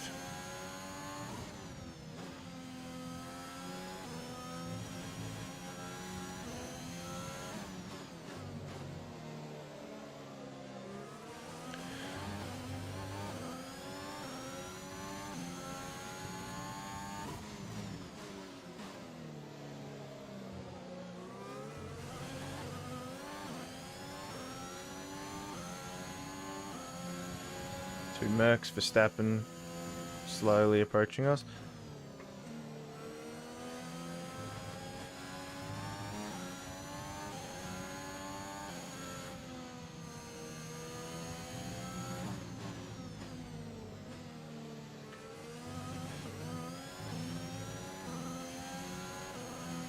They're about 10, 12 laps away from the pit window.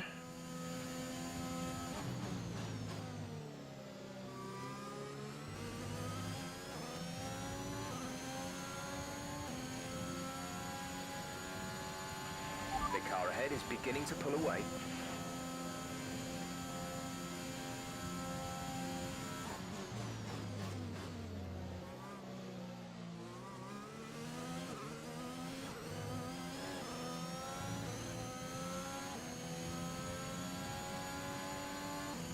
They're now in a slipstream.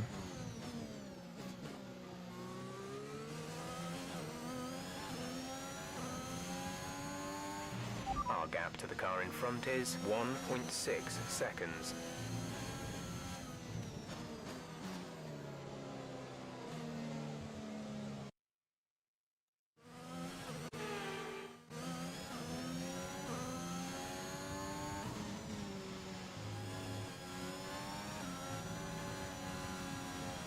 Can't catch a break around that corner, can I?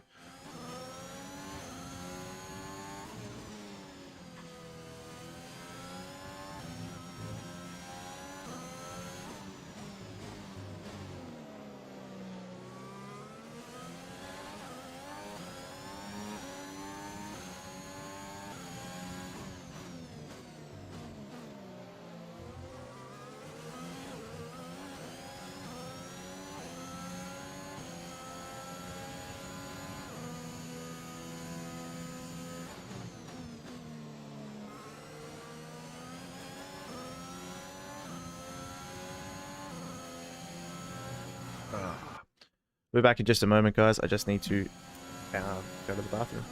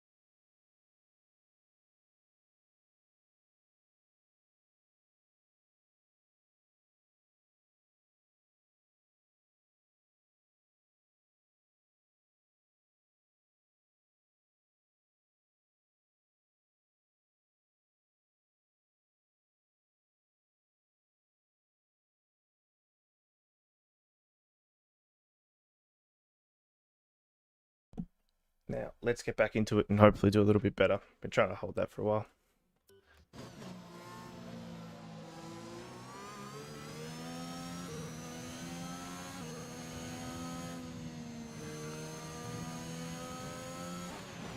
Okay, gap ahead is 1.7 seconds.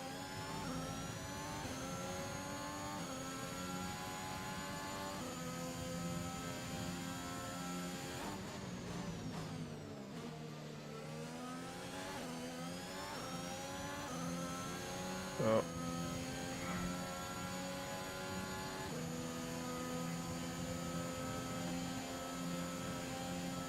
As we came onto that straight, we were almost within a second of Latifi.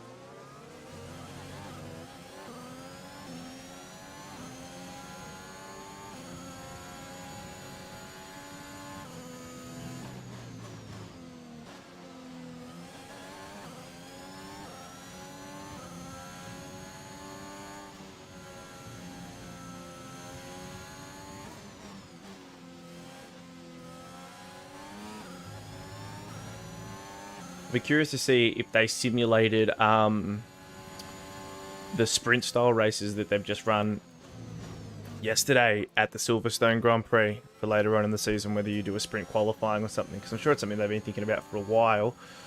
So I'd be curious to see if it was something they coded or programmed into this game.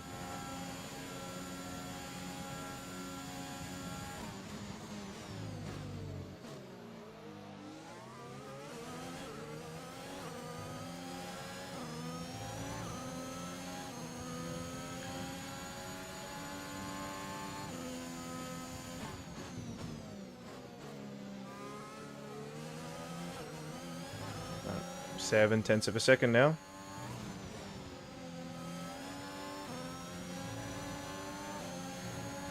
I think the main thing that cost me so much time with those tyres earlier in the race was skidding out too hard on the brakes and too early on the throttle.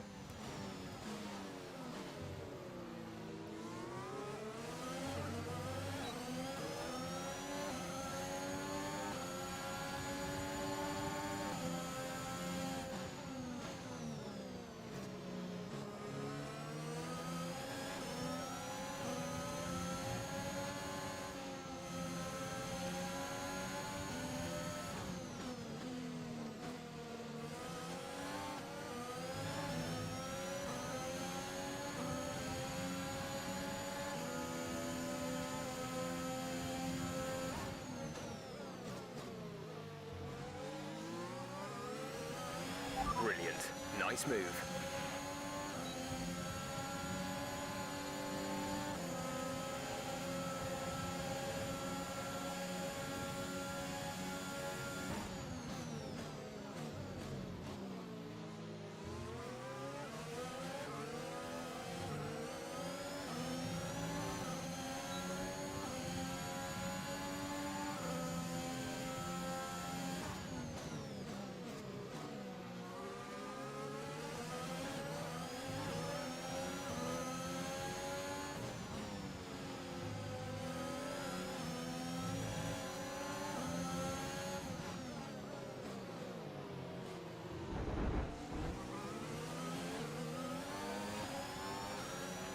Be careful with the front wing.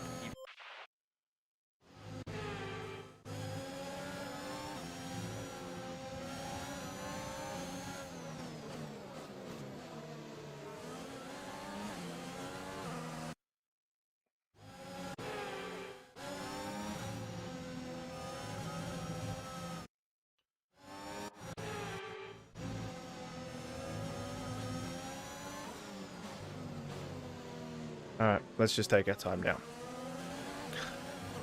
Goal is to not finish 21st or 22nd with both our cars.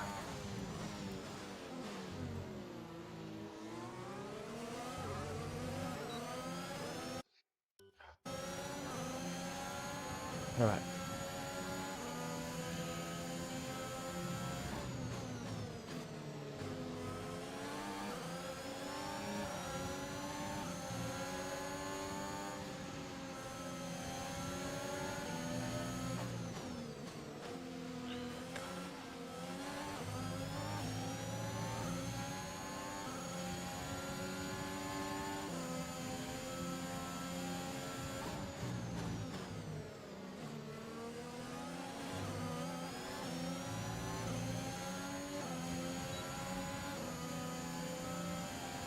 Alright, let's see if we can get Mazepin into turn one.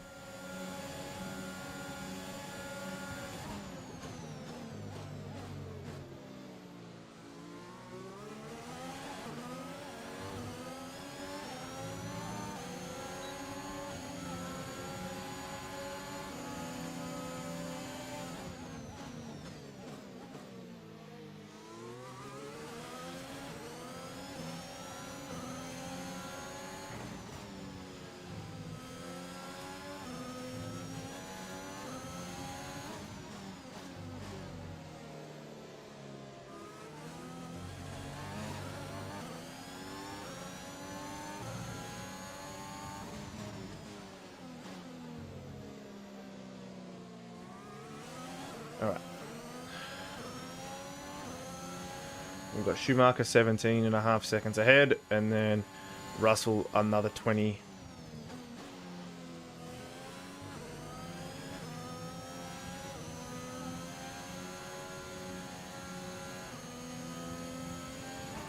Gap to car in front is 17.7 seconds.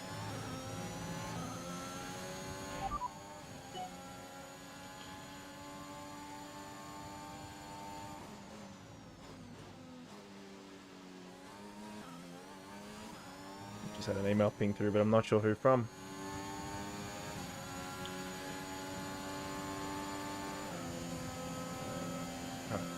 Pretty much approaching half distance now.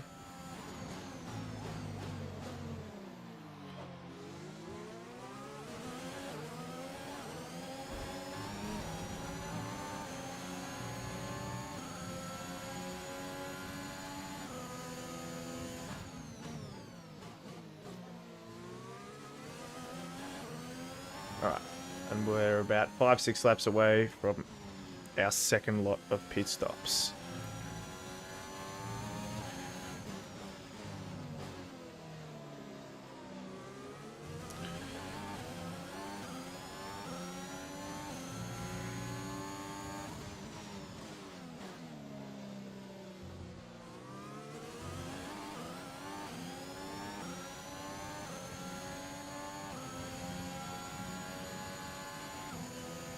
Can't remember.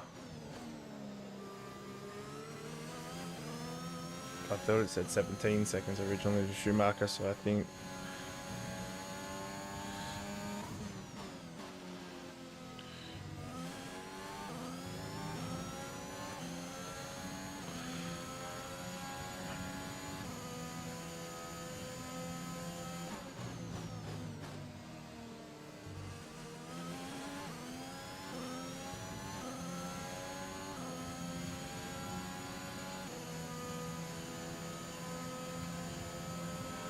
Blue flag.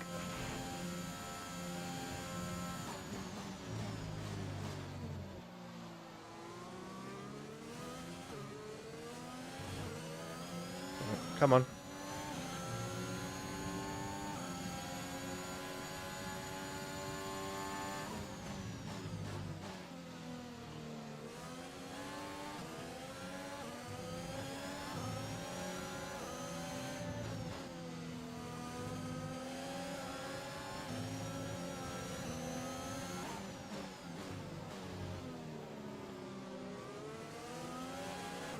Ah, got to minimize that.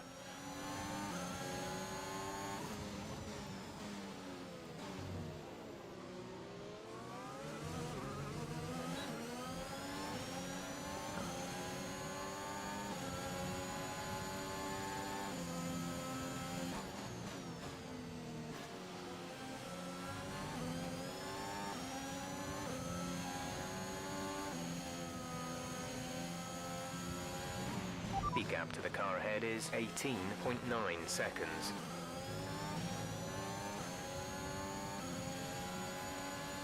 Right. Mazepin's going to be letting probably most likely Verstappen through. Or Perez, whichever one of the Red Bulls is ahead of him. And how far away from the pit stops are we? 5 laps.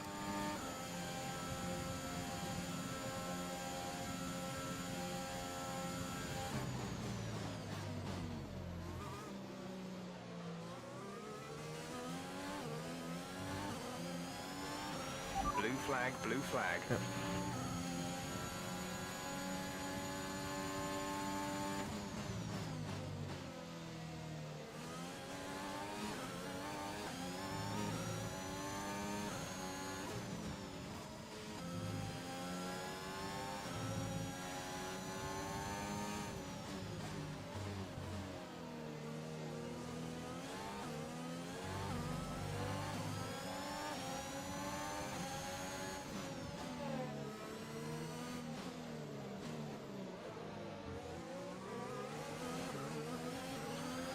Yep.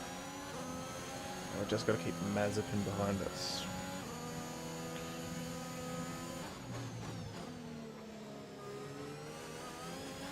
Could always have a late safety car or something like that. That might put us straight back in with a chance of getting a few more spots up the field. But I think we may have the difficulty tweaked just a touch too high. Not by much, but just by a little bit.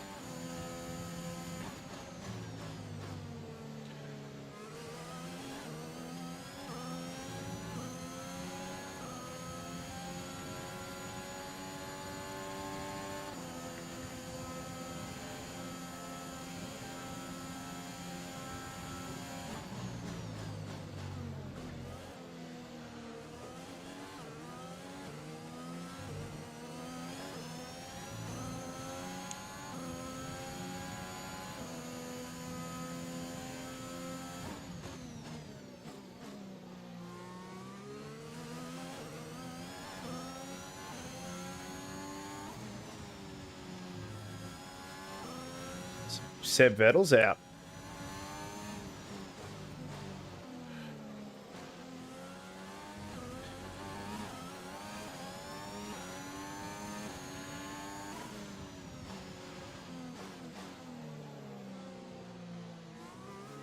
We'll just see where he's pulled over if we do get a safety car. If we do get a safety car, I'm going to hit a lap or two early. But I feel like we would have already had the notification for a safety car.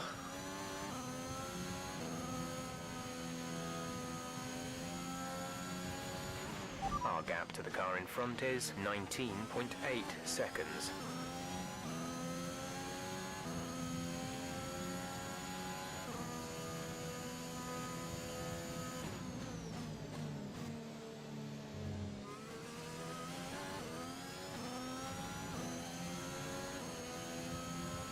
Who's that pitting? We're approaching the pit window. You'll be on the mediums.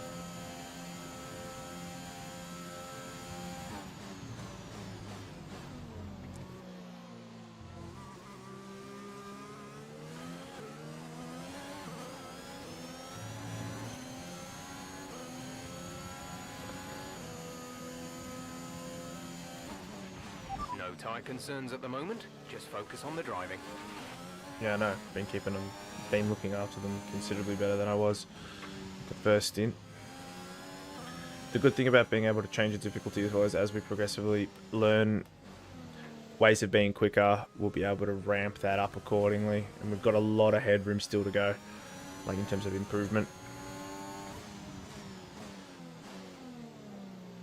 Also, having not played any of my team or my careers in any of the past Formula 1 games, it's also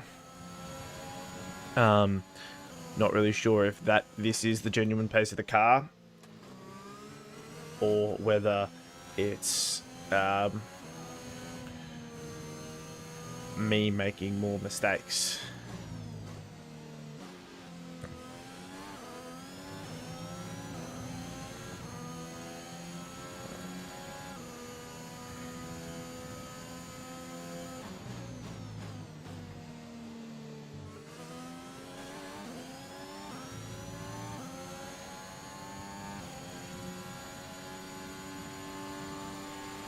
Okay, the car behind is catching you by 5/10 a lap. 5/10. Yep.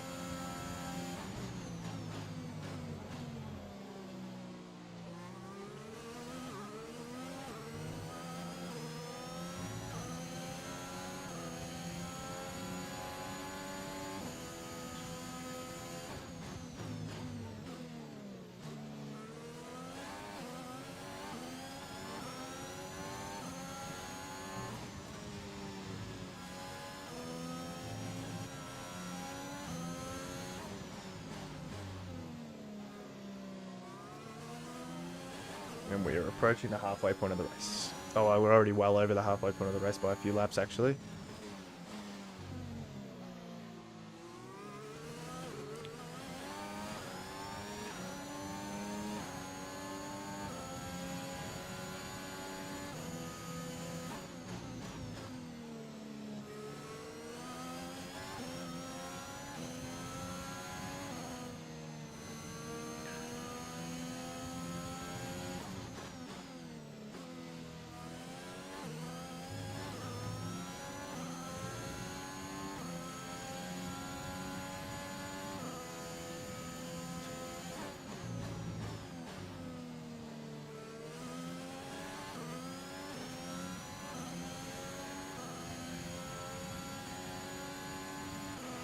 We want to pit this lap, so push now.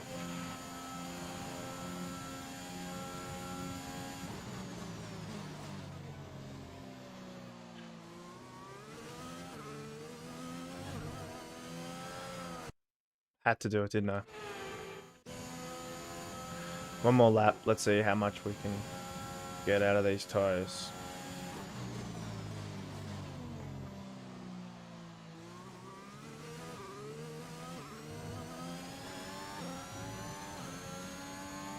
Got Mazepin pit already.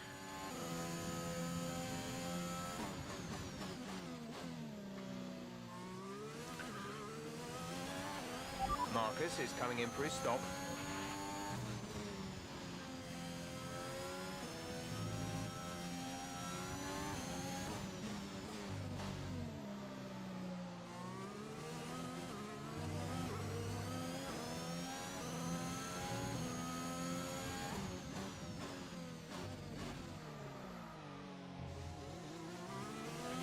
Blue flag.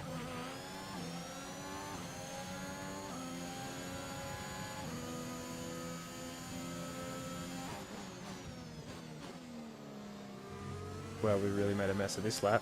So much for trying to be faster.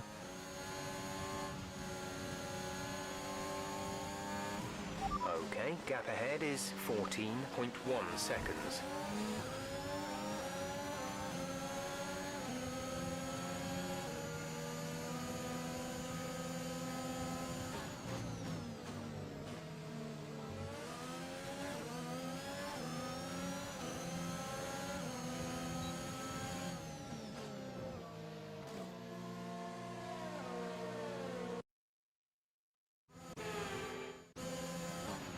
Caution, caution.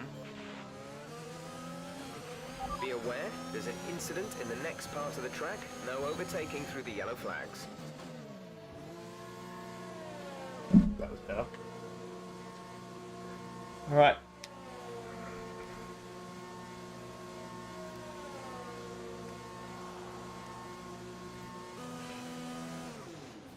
Well, that's a whole lot of purple.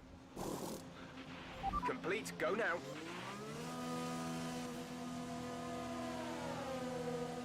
Ooh, Latifi's gotten back past me. Okay, stay clear of the And right Mazepin. exit. Will receive a penalty for dangerous driving if you cross over into the track. Blue flag, blue flag.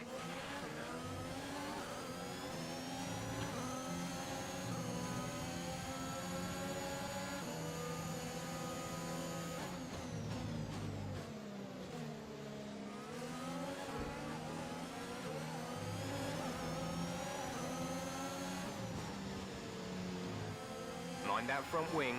It'll need replacing. Blue flag conditions. Create a gap and let the car behind through.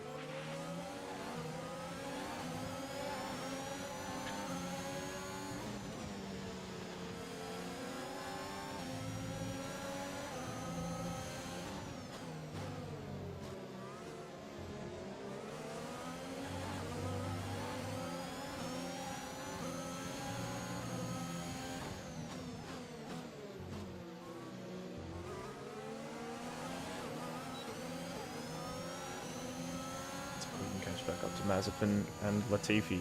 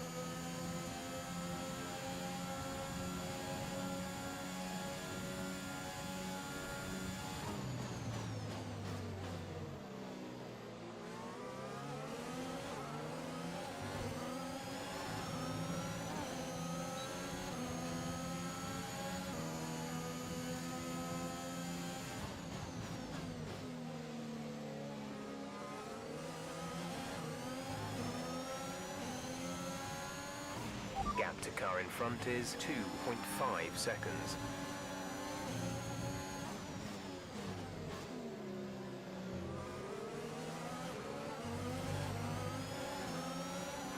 Hopefully I can follow these guys through Mazepin. Come on.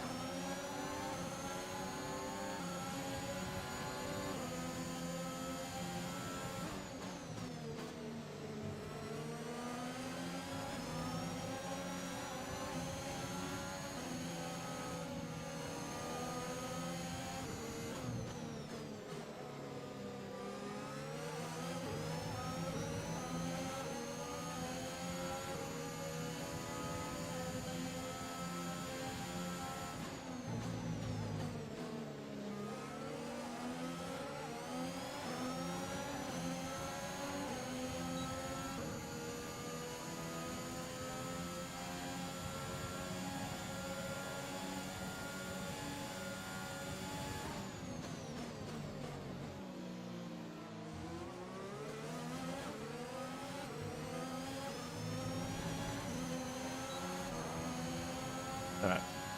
Happy days. We're slowly closing the gap down to both of them.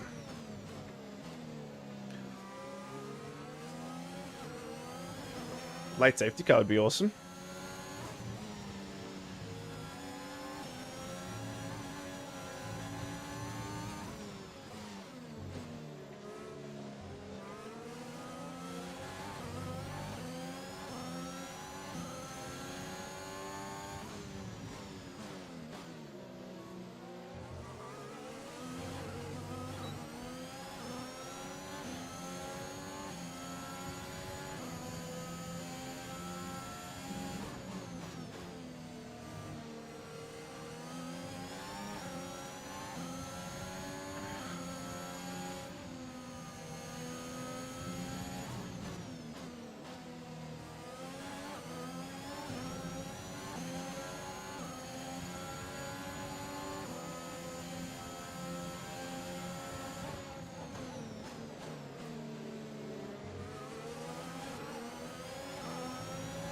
Hopefully we get Mazepin here, this straight.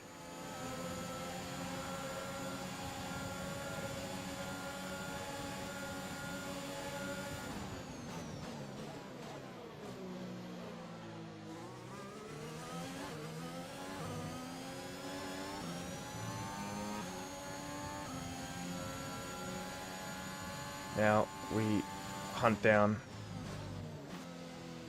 Latifi as best we can without taking too much life off our tyres.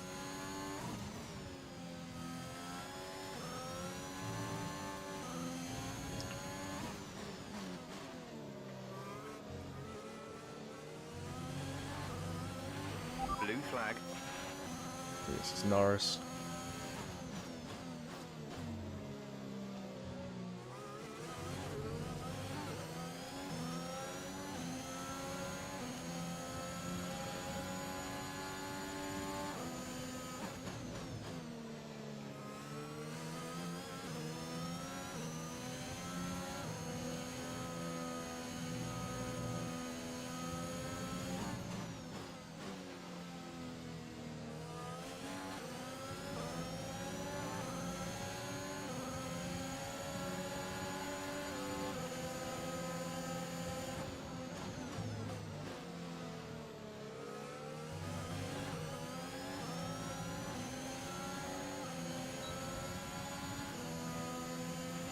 The gap to the car ahead is 2.0 seconds.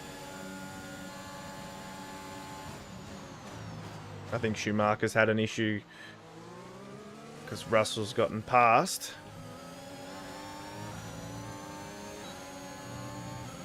And it was about a 30-second gap. Now it's considerably less.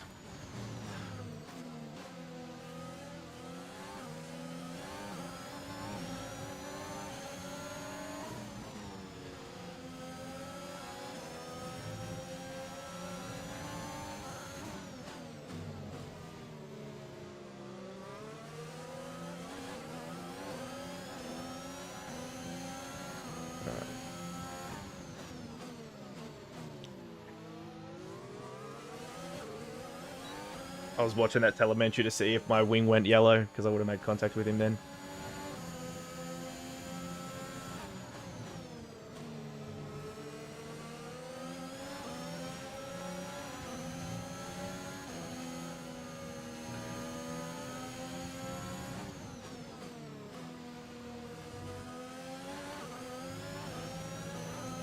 Let's see, come on.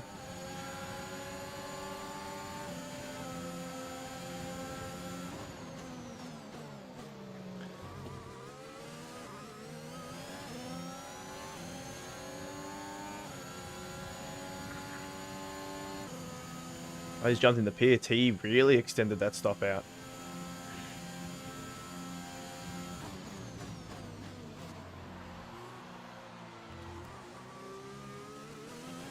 That's how he got past me, because he didn't pit with everyone else. Mazepin 2 seconds behind me now.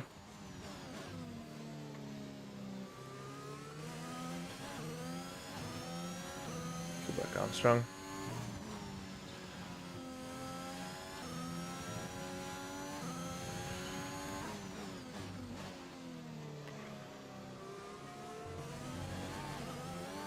Just have to keep these tires alive.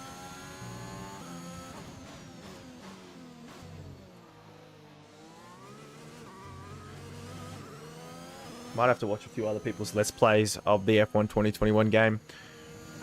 Just to see if, like, obviously they'll probably be running considerably higher difficulty than what I am, but to see if this kind of result for the first race is kind of what is expected, or whether you'll be aiming higher.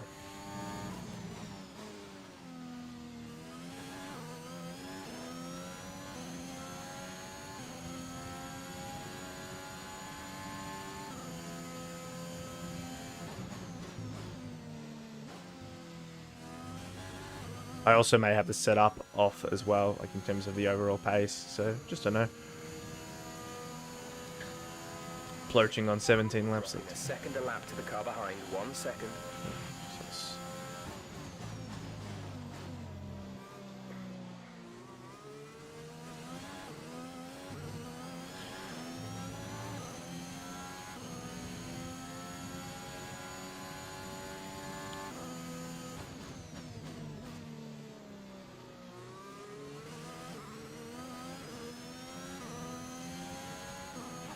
Our gap to the car in front is 23.8 seconds.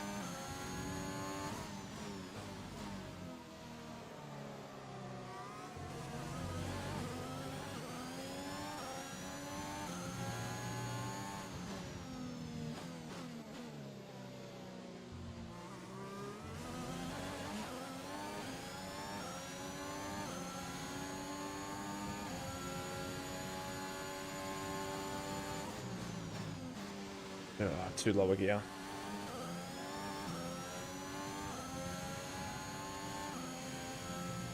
Ah.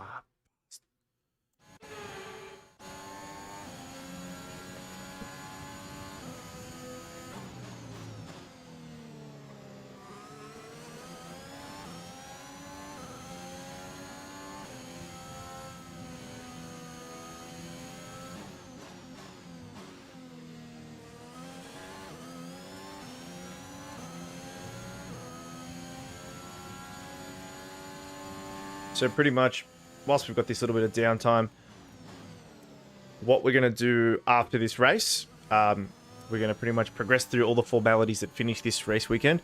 And then as we get to the next race weekend is when we'll cut the video there. And that's pretty much the format we're going to run with, just so it's a few hours long. And all that kind of stuff.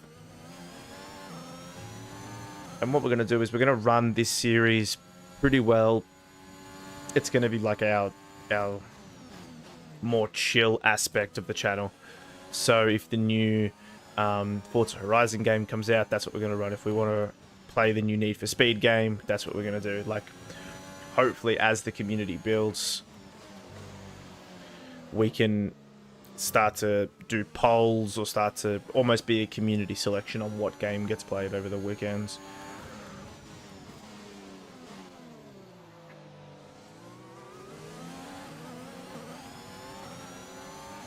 We've got to just focus up and not let Mazepin.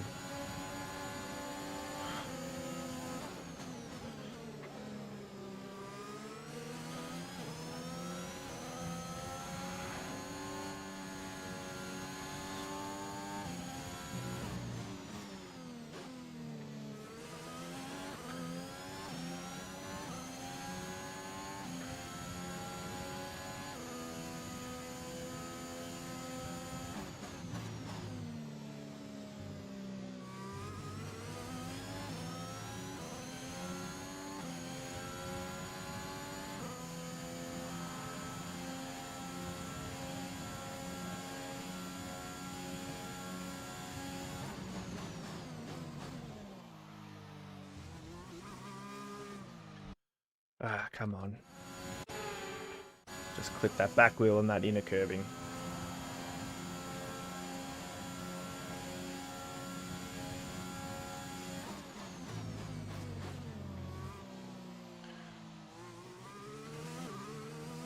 The race that I am stressed about this year is Monaco. Historically, that has been the only race that I have refused to compete in or participate in. I have typically always, because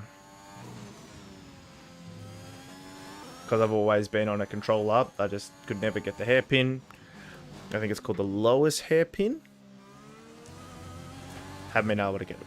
So, just refuse to, flat out refuse to.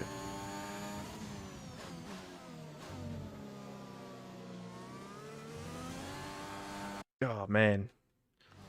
Should have just gotten off the power.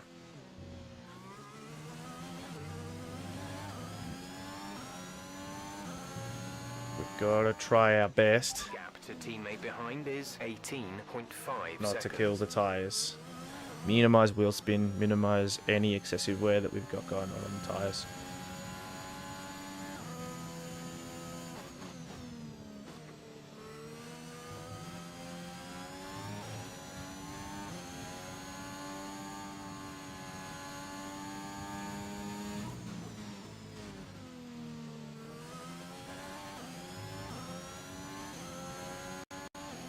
A little bit of a micro startup. The stream's actually been relatively steady. I know this is a single player game, not a lot of stuff is changing, and with obviously iRacing, it's not as optimized as it can be, whereas this is made by one of the biggest studios to make simulators and racing games, so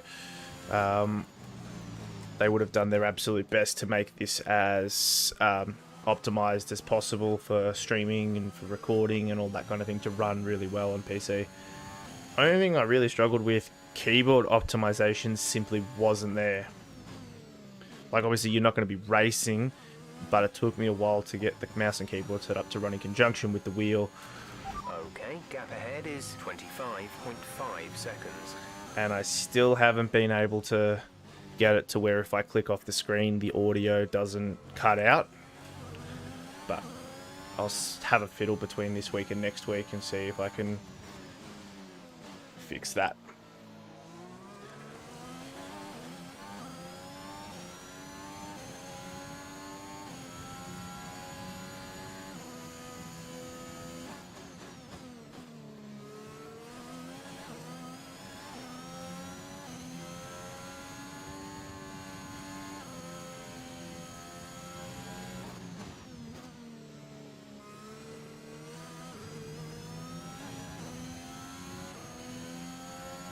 Wonder if we can just not use the overtake button and if that will help, like in a few races from now, with components, reliability and stuff like that, if we're not depending on it. Some information on Latifi. They have some kind of mechanical problem.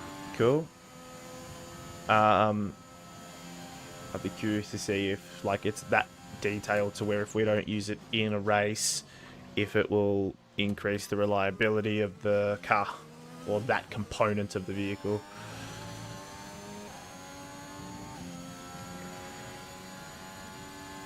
Pretty excited by the look of the new 2022 model Formula 1 cars. I don't really care what they look like, as long as they provide cleaner, more exciting racing. Looks like it's a bit of a three-way battle for the my teammate and Mazepin and Latifi, but Latifi may retire soon as well. I'd be curious to see if it results in a safety car or if they've just retired him.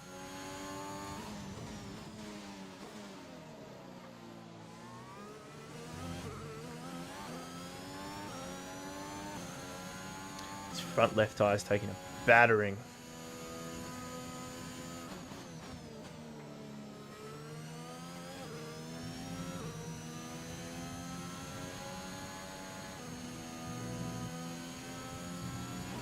Gap to car in front is 24.3 seconds.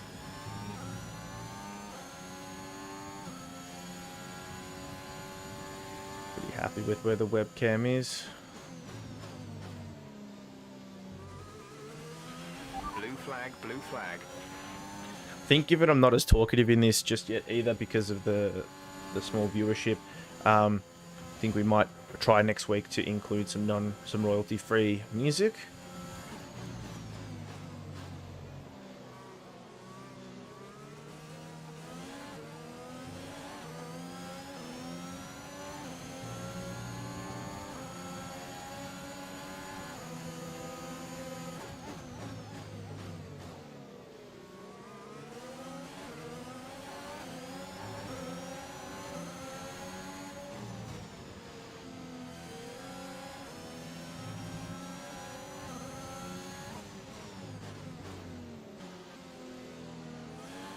Wait, how did I get wing damage? I definitely didn't hit anyone. Let's see if I can get wing status. Got that confirmed? Ah, I've lost DRS. The side pods have taken damage. You may start to pick up a little drag. No need to worry about tyre condition for now. Everything's looking good. Won't tell me what's going on with the wing though.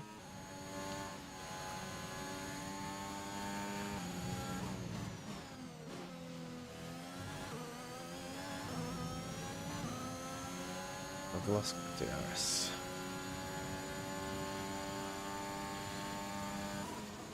Your DRS is offline. The rear wing is down, so you can stay out while we work on a fix. Yeah, okay, cool.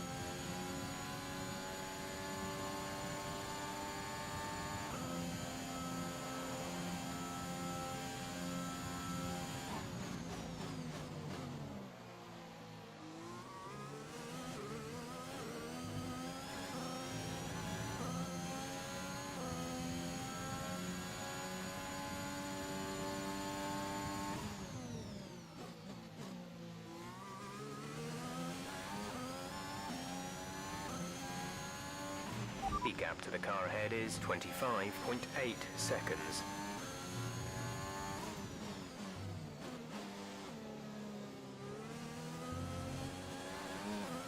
I've got to stop doing that. Can't keep sliding the tires like that.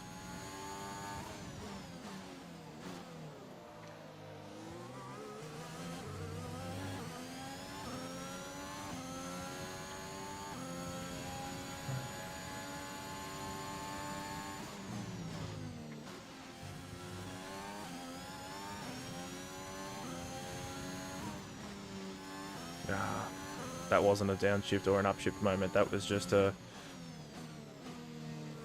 lift kind of moment. Don't know if I'll get DRS back, but that being said, we're not really close enough to get DRS to anyone. So not much we can do.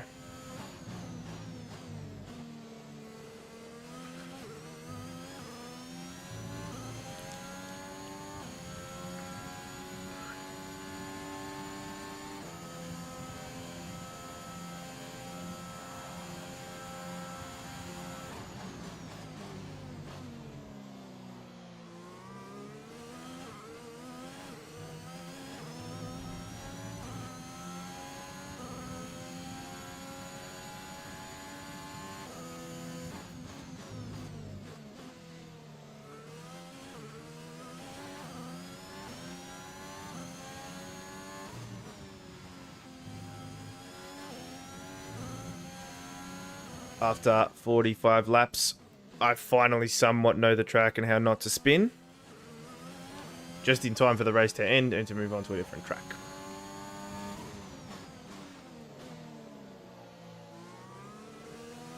It'll be interesting to see what happens after the race. Obviously, I reckon we'll get another media.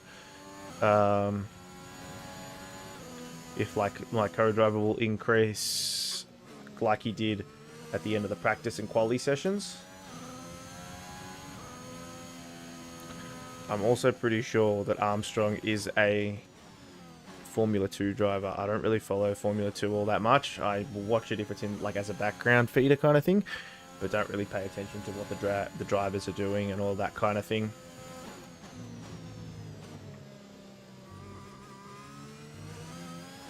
Still don't have an update. The bodywork's taken a few scrapes. Try not to make it any worse. No need to worry about tyre condition for now. Yep. Everything's looking good. Still won't give me an update on the DRS.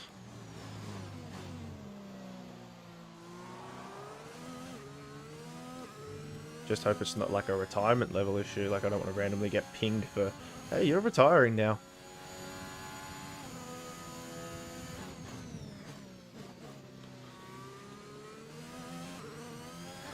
Ten laps to go. Our gap to the car in front is 26.8 seconds. We're leading our teammate by 18.5 seconds.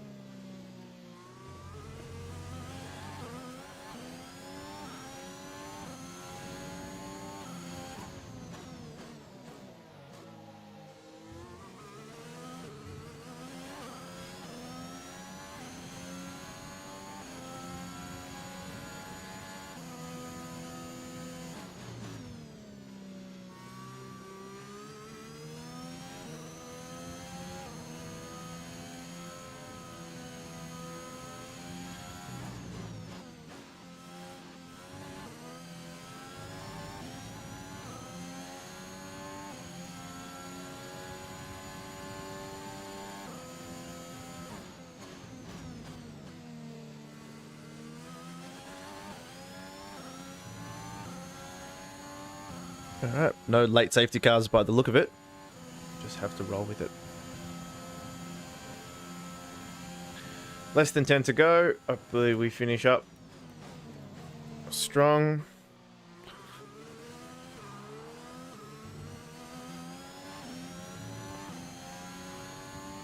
Late safety car would make it exciting.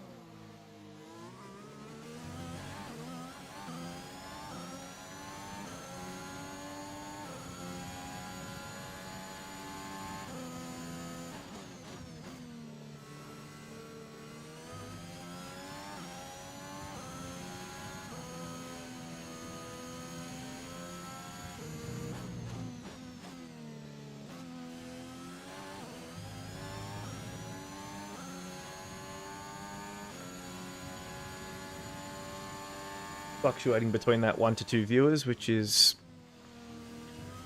good. Guess we got to start somewhere and slowly build that up. If you are enjoying, please consider giving a like, subscribing. I'd really appreciate it. Check out my Twitter in the description down below. That'll help keep you up to date with when we go live. If you want, tick that bell icon just to the right of the subscribe logo. It'll just let you know whenever a new video comes out, whenever we go live, all that kind of thing.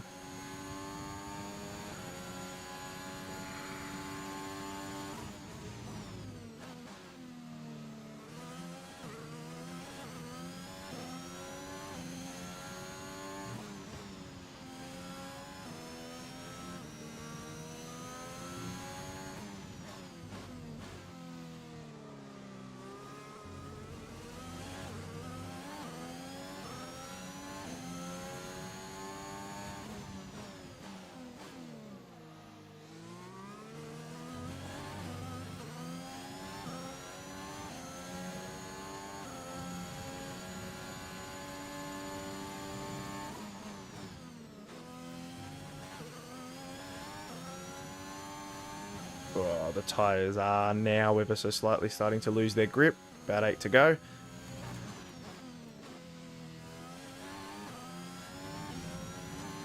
But we've done pretty good at keeping them alive.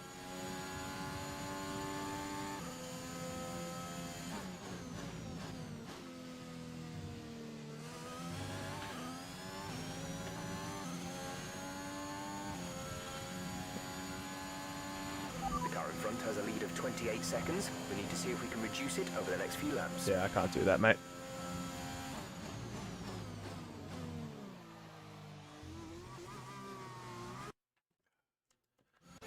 Just when I thought we were getting the hang of it.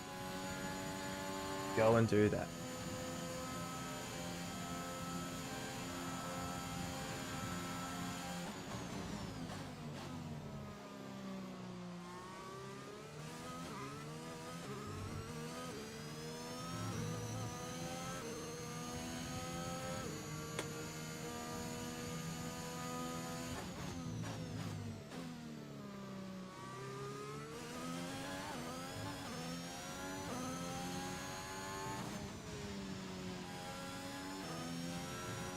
With every lap that passes, the likelihood of a late safety car slims down as well.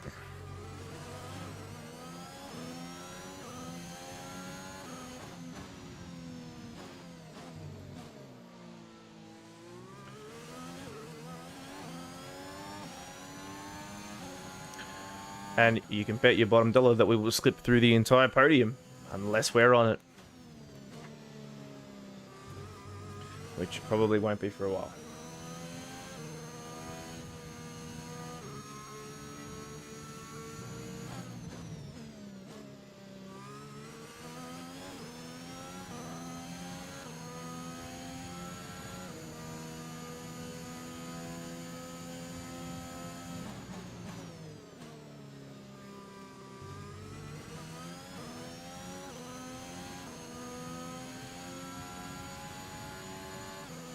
Seven laps to go in this Sakia Grand Prix. And then we're home sweet home.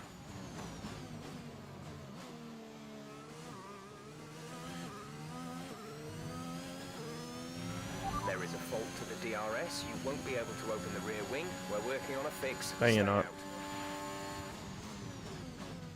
You guys have not been working on a fix. Don't lie to me.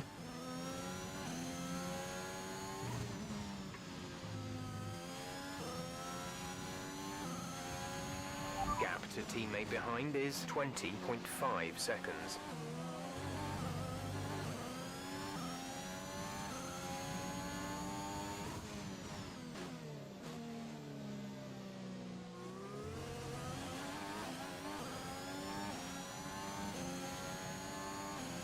Also, we could open this forum out here into not necessarily sim racing content. We could do Call of Duty Warzone. We could pretty well do anything that we wanted in this. I'm just going to keep it sim racing related because I don't really purchase or play too many other games at the moment. Like, apart from this and iRacing, pretty well the only other thing I will occasionally load up Rainbow Six, but probably haven't done that in about 6-7 months. And then more regularly, I'll play Warzone with a few mates.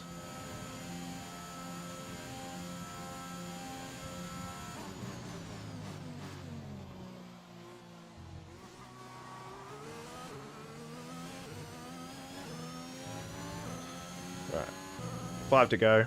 Or 6 to go, technically, because we've got to still complete this lap.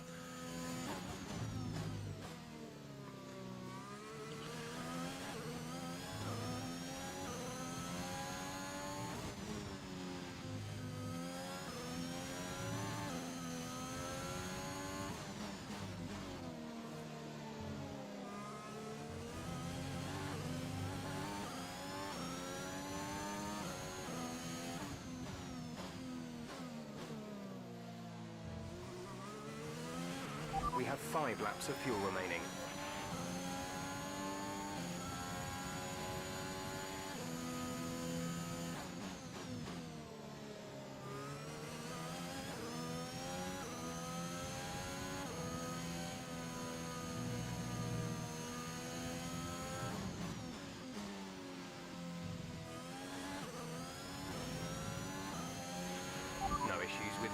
there for now. DRS have just Taking come back care up. of them.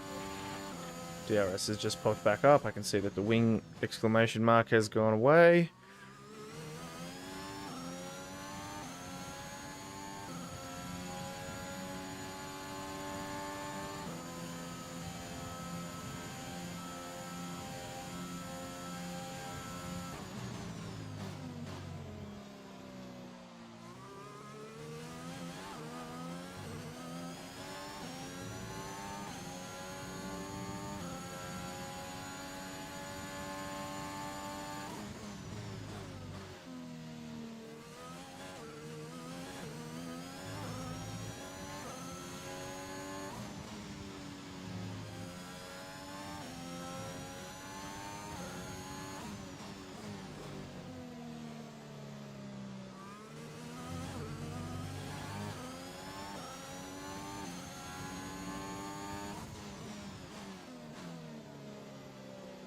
And the live streaming will not replace the iRacing. That is still my primary concern. This is for something that's just a little bit of fun.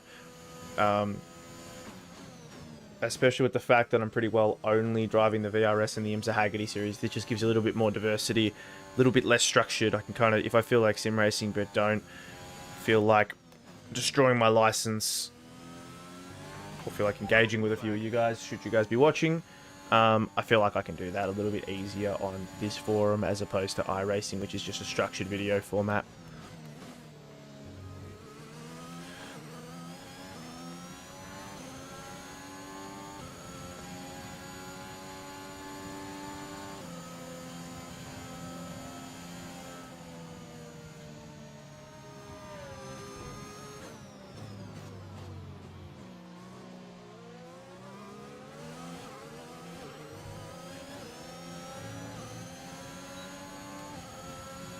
So DRS is back up and running again. How convenient. Just in time for Stroll to overtake us.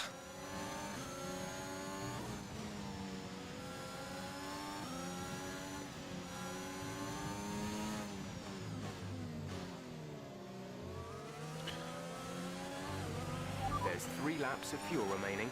Yep, with 3 laps left to run.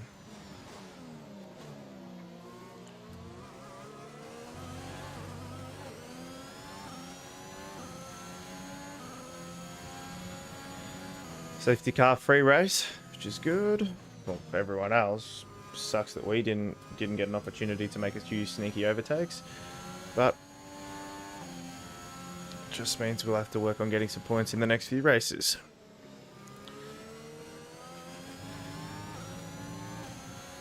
I'm sure I'll get that blue flag waved at me relatively shortly for Bottas. I think is still leading.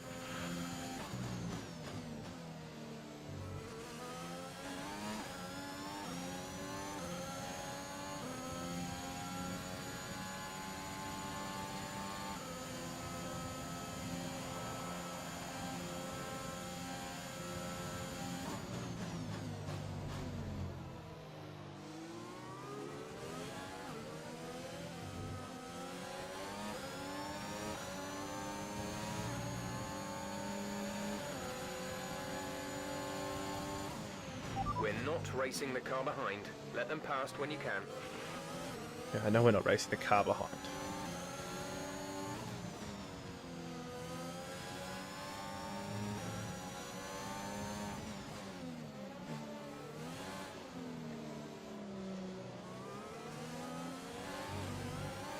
All right.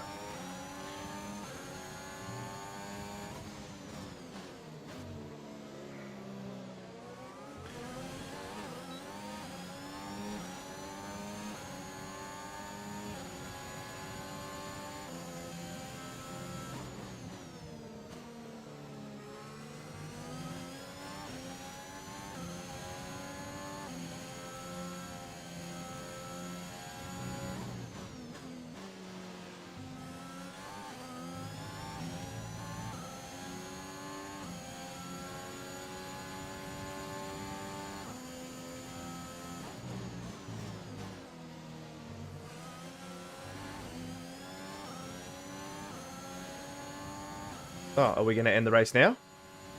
Oh, okay. Well, there we go, guys. Okay, P- pick up rubber and bring it I home. think it was P18 or P19. Not too sure. I can't remember off the top of my head. I should really know. We spent enough of the time. We spent enough of the day there.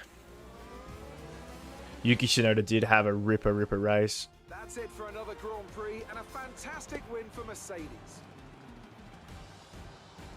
Cool. Anthony Davidson, a resounding victory today. What set them apart from the rest? Well, See, this obviously can't be a simulator because simulators are realistic and Valtteri Bottas wouldn't win. If you don't have a solid team to back that, you're never going to get anywhere. When you hit that sweet spot of having both an excellent driver and an incredible car, that's when you see results like those we witnessed today. Mercedes are on top form once again after an So we're gonna excellent race. skip through that. So that'll give us a few levels. So then, it's time to see how this result affects the Drivers' Championship. So Valtteri Bottas takes the top spot. He's our new 18, Drivers' Championship 19. leader after today's result. So, Anthony Davidson, who would you rank as your driver of Okay, the day? so Vettel obviously DNF. It's time to check out Marcus then Nicholas Tiffy, Nikita Mazepin. We beat both of those, and then Marcus Armstrong. I'm and equal Lewis. parts exhausted and elated. Beautiful. So let's move on to the next section. Beautiful. So awesome. So we got some acclaim boosted up. Happy days. Base payout. I got $20,000 taken off due to damage. Then total. Beautiful. So let's see if before we move on. Oh, there we go. Before we obviously move into the next race, let's see whether we can get some R&D stuff done. Beautiful. So, well, let's go on to this controller.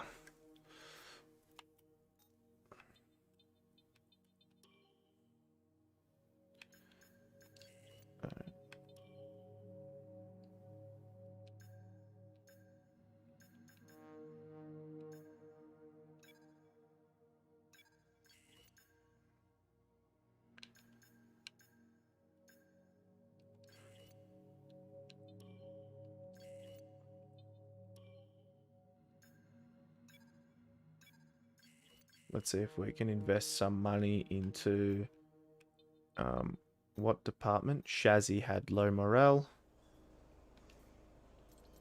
Insufficient funds. Alright, cool.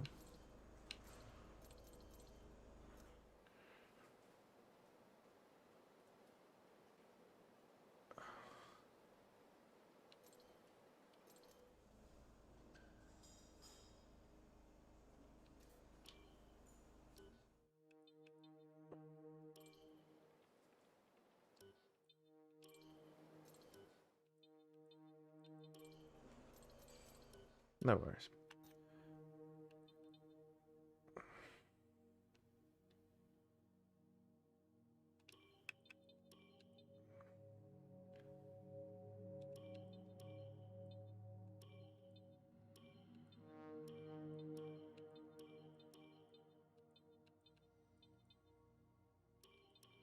Beautiful.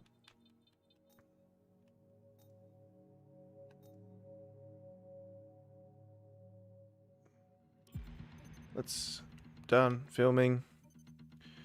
Marketing strategy conference. It looks like you've had a meeting request from one of our departments.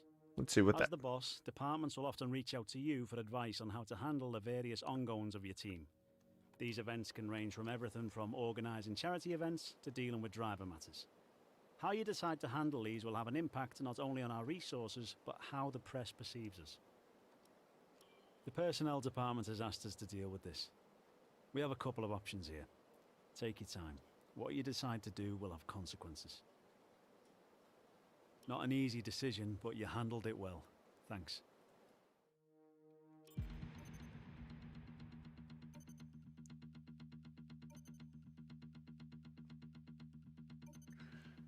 Cool.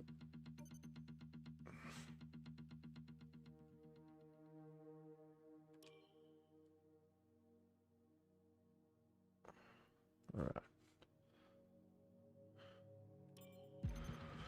Ignition system.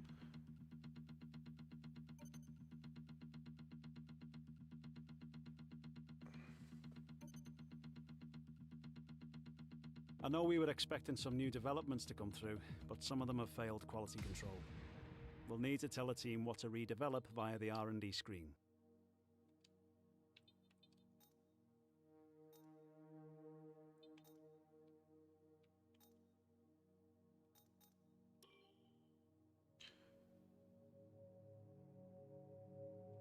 Cool.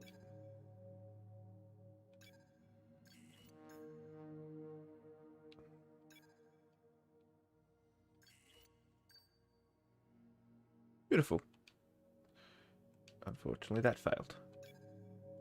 Here we go. 8 days to develop that. New spark plugs. Awesome.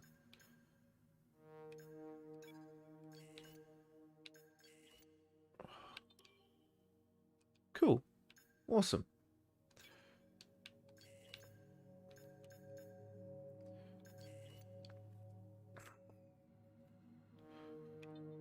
Let's see if we can we do anything else in here? Oh, unfortunately not.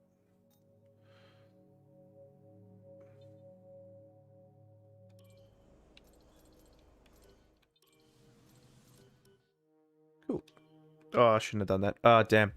So anyway, once this loads in and we load into the map, sorry, the trailer, we're gonna wrap up the stream there, guys. So just before that happens, guys, if you have enjoyed the stream, please consider giving a like, commenting, let me know what you'd like to see different, anything you'd like to see change. I'd really appreciate all the criticism we get back.